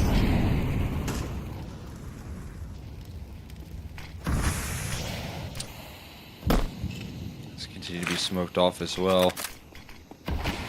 Create some leverage with that utility, and oh, the timing's looking good, but no, it's covered by Snav, has his teammates back as he has to plant the bomb. All bases covered. There's no escape for some of these positions. Even if they appear to be deadly, they'll have the protocol set in stone, and that win-out opportunity already going to be limited because pain is going to get a little bit worse here. J-Chance on the exit. Going to give us something to think about here, but Voka going to be leaving Phoenix pondering what they do next here. J-Chance holding onto his gun, misses. The last shot necessary to stay alive here, and Voka gonna take everything out of their hands for another gun round.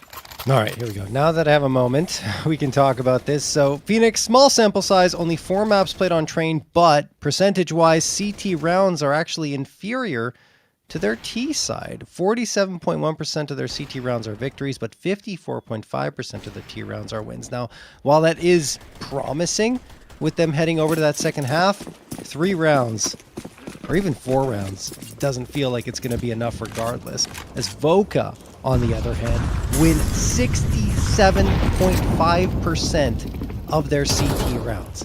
That is a giant number, and just goes to show how dominant they can be on trade. That being said, Rek will collect one. On to Shane. Nice deagle shot, upgrades himself to an AK. This is going to be, outside of that, the half buy. Anything they can get extra here, but execution is going to be met into the B bomb site, and spotted is J-Chance, who can't find the falling target.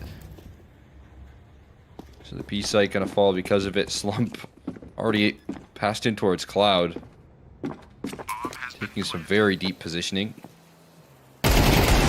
Shadow advantage. Oh my god, it almost cost Honest his life with that trigger disappointment, but Gabe turns the corner and shows up fierce with a deagle.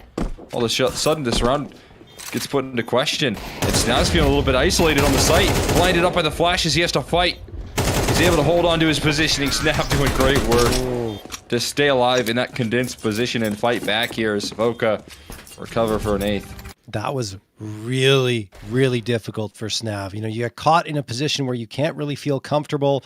You're trying to fade off and determine where the rest of these players are coming from. And not only does he get the first, he gets back behind cover around ramp train and then is able to collect the last one as well. It's going to be right here. That's the first, and then he goes to cover and finds the next. Well done.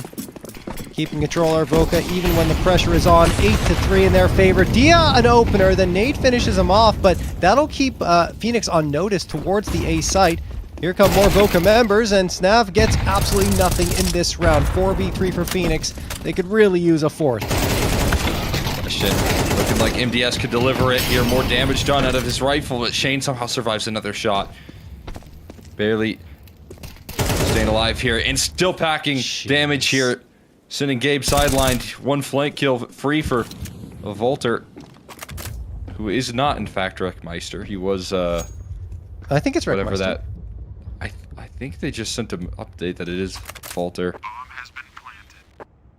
Oh, okay. So it's been a different guy the whole time, and he's gonna bring home the clutch. He's gonna close out a 4th here. Needed that extra round. And they're gonna get it, but an 8-4 half is still a bit of an uphill battle.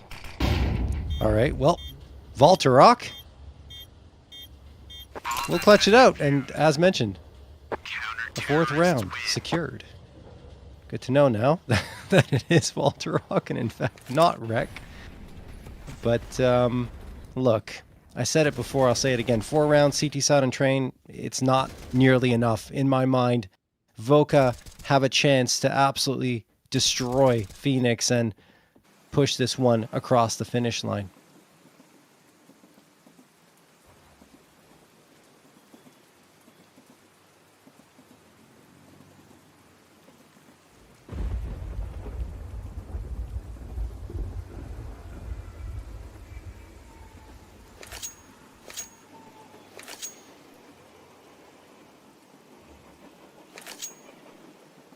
All right, gearing up for the second half of play.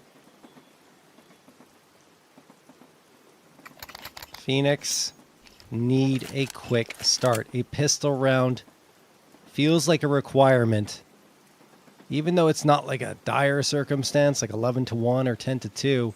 If you don't get pistol, Voka likely convert, find a second. They're up 10-4. And if you force up and don't win it, it could be 11-4. Yeah, this is not the position that Phoenix were hoping to be in. They do call a timeout. It has expired. They're talking things over. They also recognize this is not great.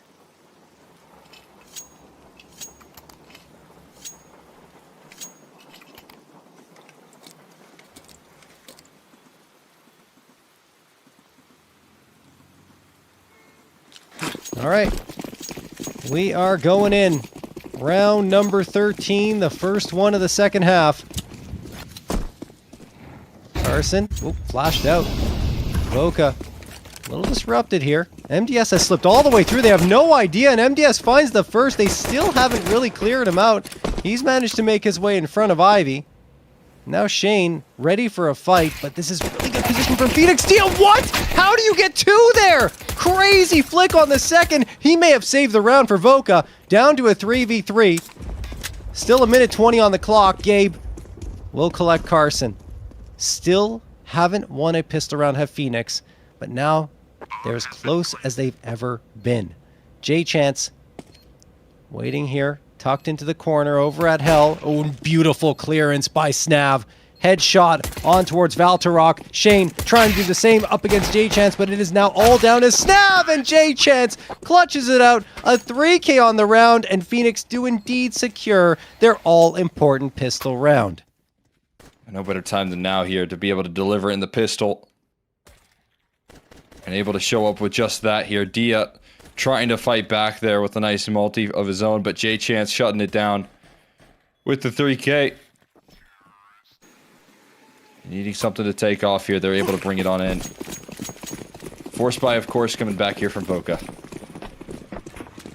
They're going to bring in that intensity. See what they can do to hold off. Already getting stuck in here is Gabe with an MP5 of all weapons.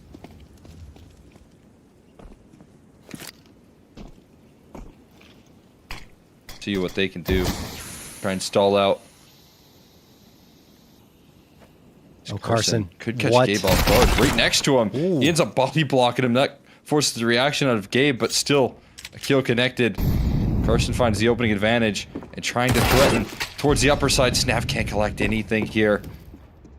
Gonna fall with 0 frags. Spotting out the execute. Will they still be able to take their strike in? The flashbang bounces right back here. The scout a little bit claustrophobic. Oh, man. And now free range fights here for him.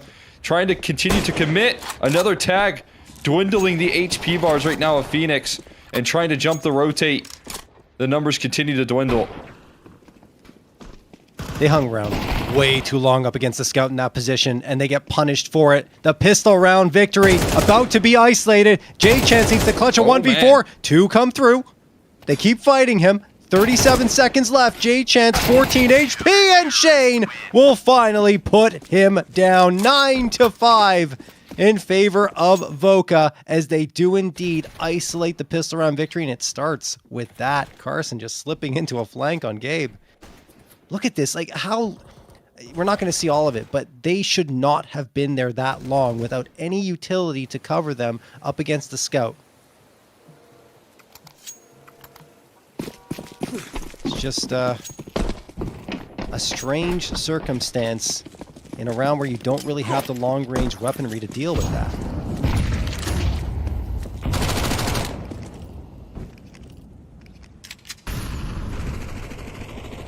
Yeah, they definitely got, stalled out and then hung around, as you said, for a little bit too much time. It gives over. Big round. No success off the back of the pistol. Now the push and pull. A little bit awkward, though, for the CT side now to hold it together. Guns recovered. And they fight through the adversity. Getting a couple of frags. And holding onto the man advantage here. Carson trying to contain all of this T-Con control. Walking through the smoke is such an insane move. As it fades away as well, able to add to the damage. And Carson doesn't want to stop there. Wants a little bit extra. 2-player spot, and he thinks on him the fade away. Carson dealing unbelievable damage. How is he getting away with this? Keeps popping around the corner with a MAC-10 at mid-range and dropping bodies. This now going for the wall spam, and Carson gets the third. The last frag of the round going his way. Grabbing an MP9 off the ground. Not sure you need that, Carson, because the MAC-10 was so very potent. 10-5 in favor of Voka.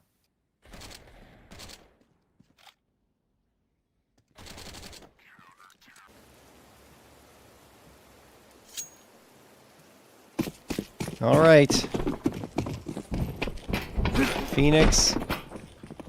Well, they're not looking good. Shane is going to get the PrizePicks checkmark with more than 29 kills and slump, along with Carson, and Shane again dealing all the damage. Phoenix just running to their deaths pretty much there, as the last one standing is J-Chance.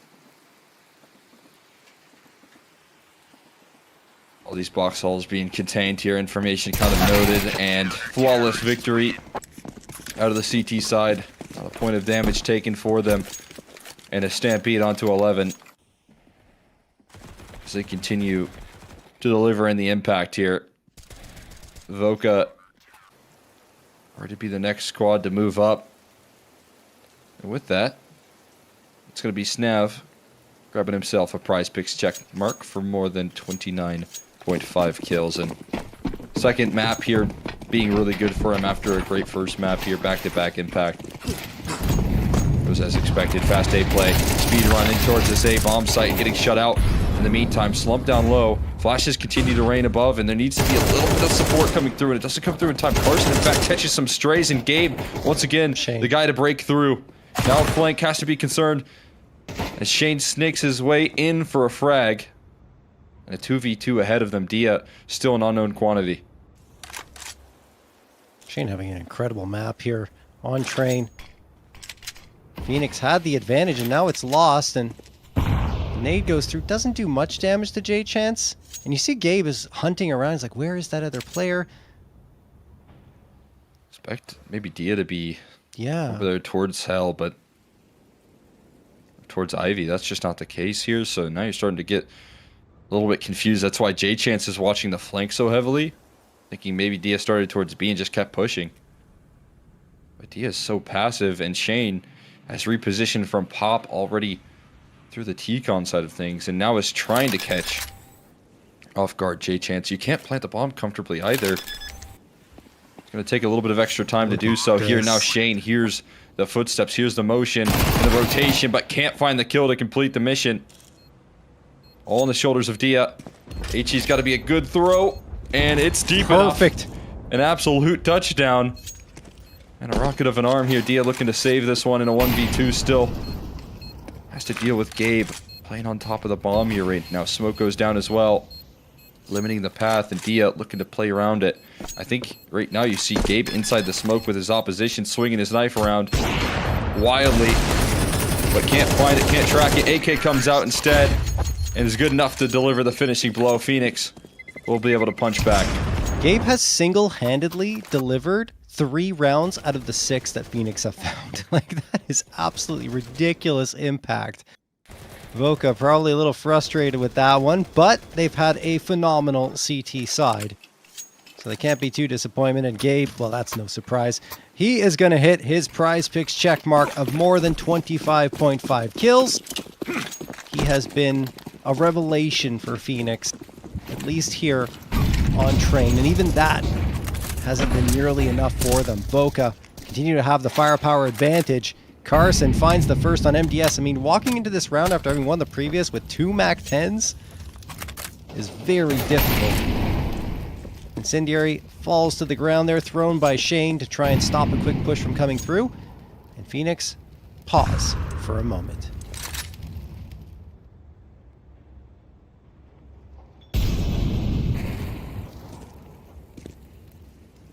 Bit of a breather here. To find a reaction. Just a sliver spotted out of Honest. And HE to try and target Carson. Drops him down to 10 HP, barely kicking. Still able to hang on with his life. Man up still for the CT side. This defense is breakable. One towards A. Massive off angle from Slump. Catches a MAC-10 jumping around the corner. That's not going to work for Gabe. And now matters made even more tricky, as they're going to look to adjust their crosshairs in towards the B side. Execute. Shane playing a bit of a passive position here. Backed up by Snav as well. Shane draws in the contact. It's kind of the bait right now for Snav to be the switch. And as you can see, now it seems like Volter is aware of it. Tries to deal with Snav and flushing him out of position, but can't quite do so. So it's up to J Chance to find a 1v3 with the AWP. Can't find it all, though. Slump gonna be available on a trade and deliver the finishing blow. Slump, the top frag over on Nuke. Now only 1 behind Shane with 19. He is looking very good on the rifle. Helping out his team on multiple occasions. Right here, just the off angle, right? He talked about it. No one's going to expect that jumping around from T-Con. And it's a freebie for him after that, going into the B site, effective on the retake. 12-6 for Voka. They have 6 opportunities to close this out, and the economy just hasn't really been built up enough for Phoenix. Again, they're limited to 3 MAC-10s, a Galil, and an AK utility-wise. They're pretty much running dry as well. This is set up on a platter for Voka.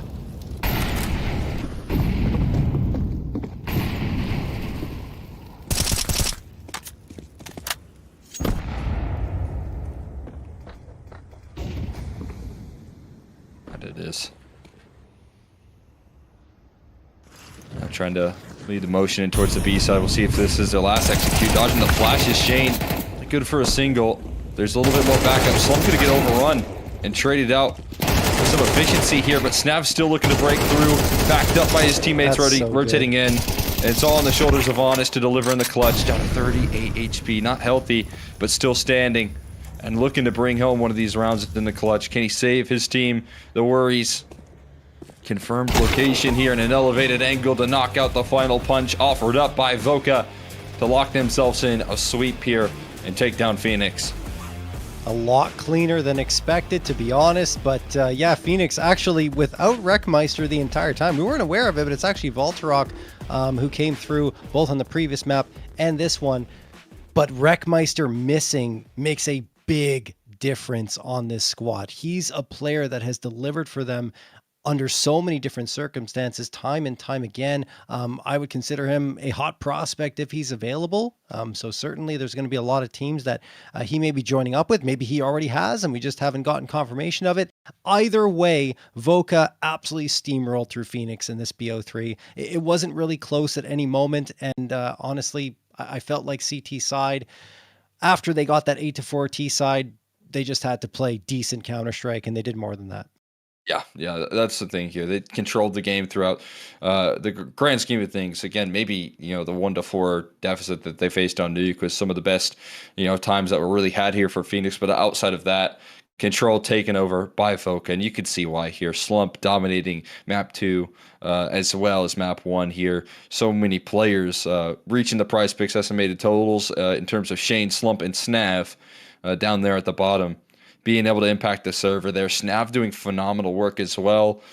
So much early impact and a lot of impact on the T sides. They're making those explosive plays, finding the multi-kill openings, and a great day for Voka overall. Yeah, absolutely phenomenal.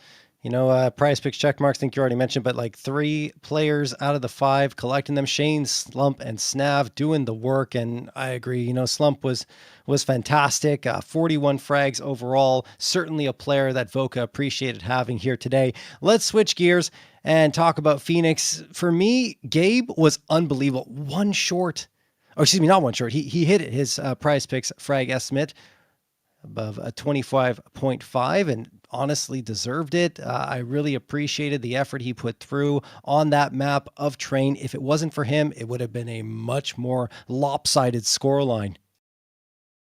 Yeah, I mean, just trying to, as you said, 3 rounds delivered by him in multiple clutches versus some key pieces on the side of Voka, and he was able to handle business. And so you had a little bit of that backup there. That was needed for a player like Honest, who was doing a lot of work in that first map, but too much firepower in the other end of the server. And also, again, that kind of detail, that adjustment that we talked about in Voltorok coming into the roster here instead of Wreckmeister. We know how key Wreckmeister is to the squad, so a bit of an unfortunate circumstance there. Yeah, no question. All right, that's going to wrap up our coverage for today. But before we head off, we have to thank the wonderful people who make this possible. And of course, they are PrizePicks, who sponsor the NA Revival Series. The best North American Counter-Strike players are competing right now, and you can win real money while watching them play. Join PrizePicks to get in on the action. It is super easy to get started. All you have to do is select 2 or more players and choose more or less on their stat projections to build your lineup. Then sit back and watch your lineup stats rack up. For a limited time, click the link on the panel below or use code REVIVAL when making an account and playing a $5 lineup to receive $50 whether you win or lose. It's a guaranteed win for all new PrizePicks users. Thank you again to PrizePicks for partnering with Complexity to host the NA Revival Series.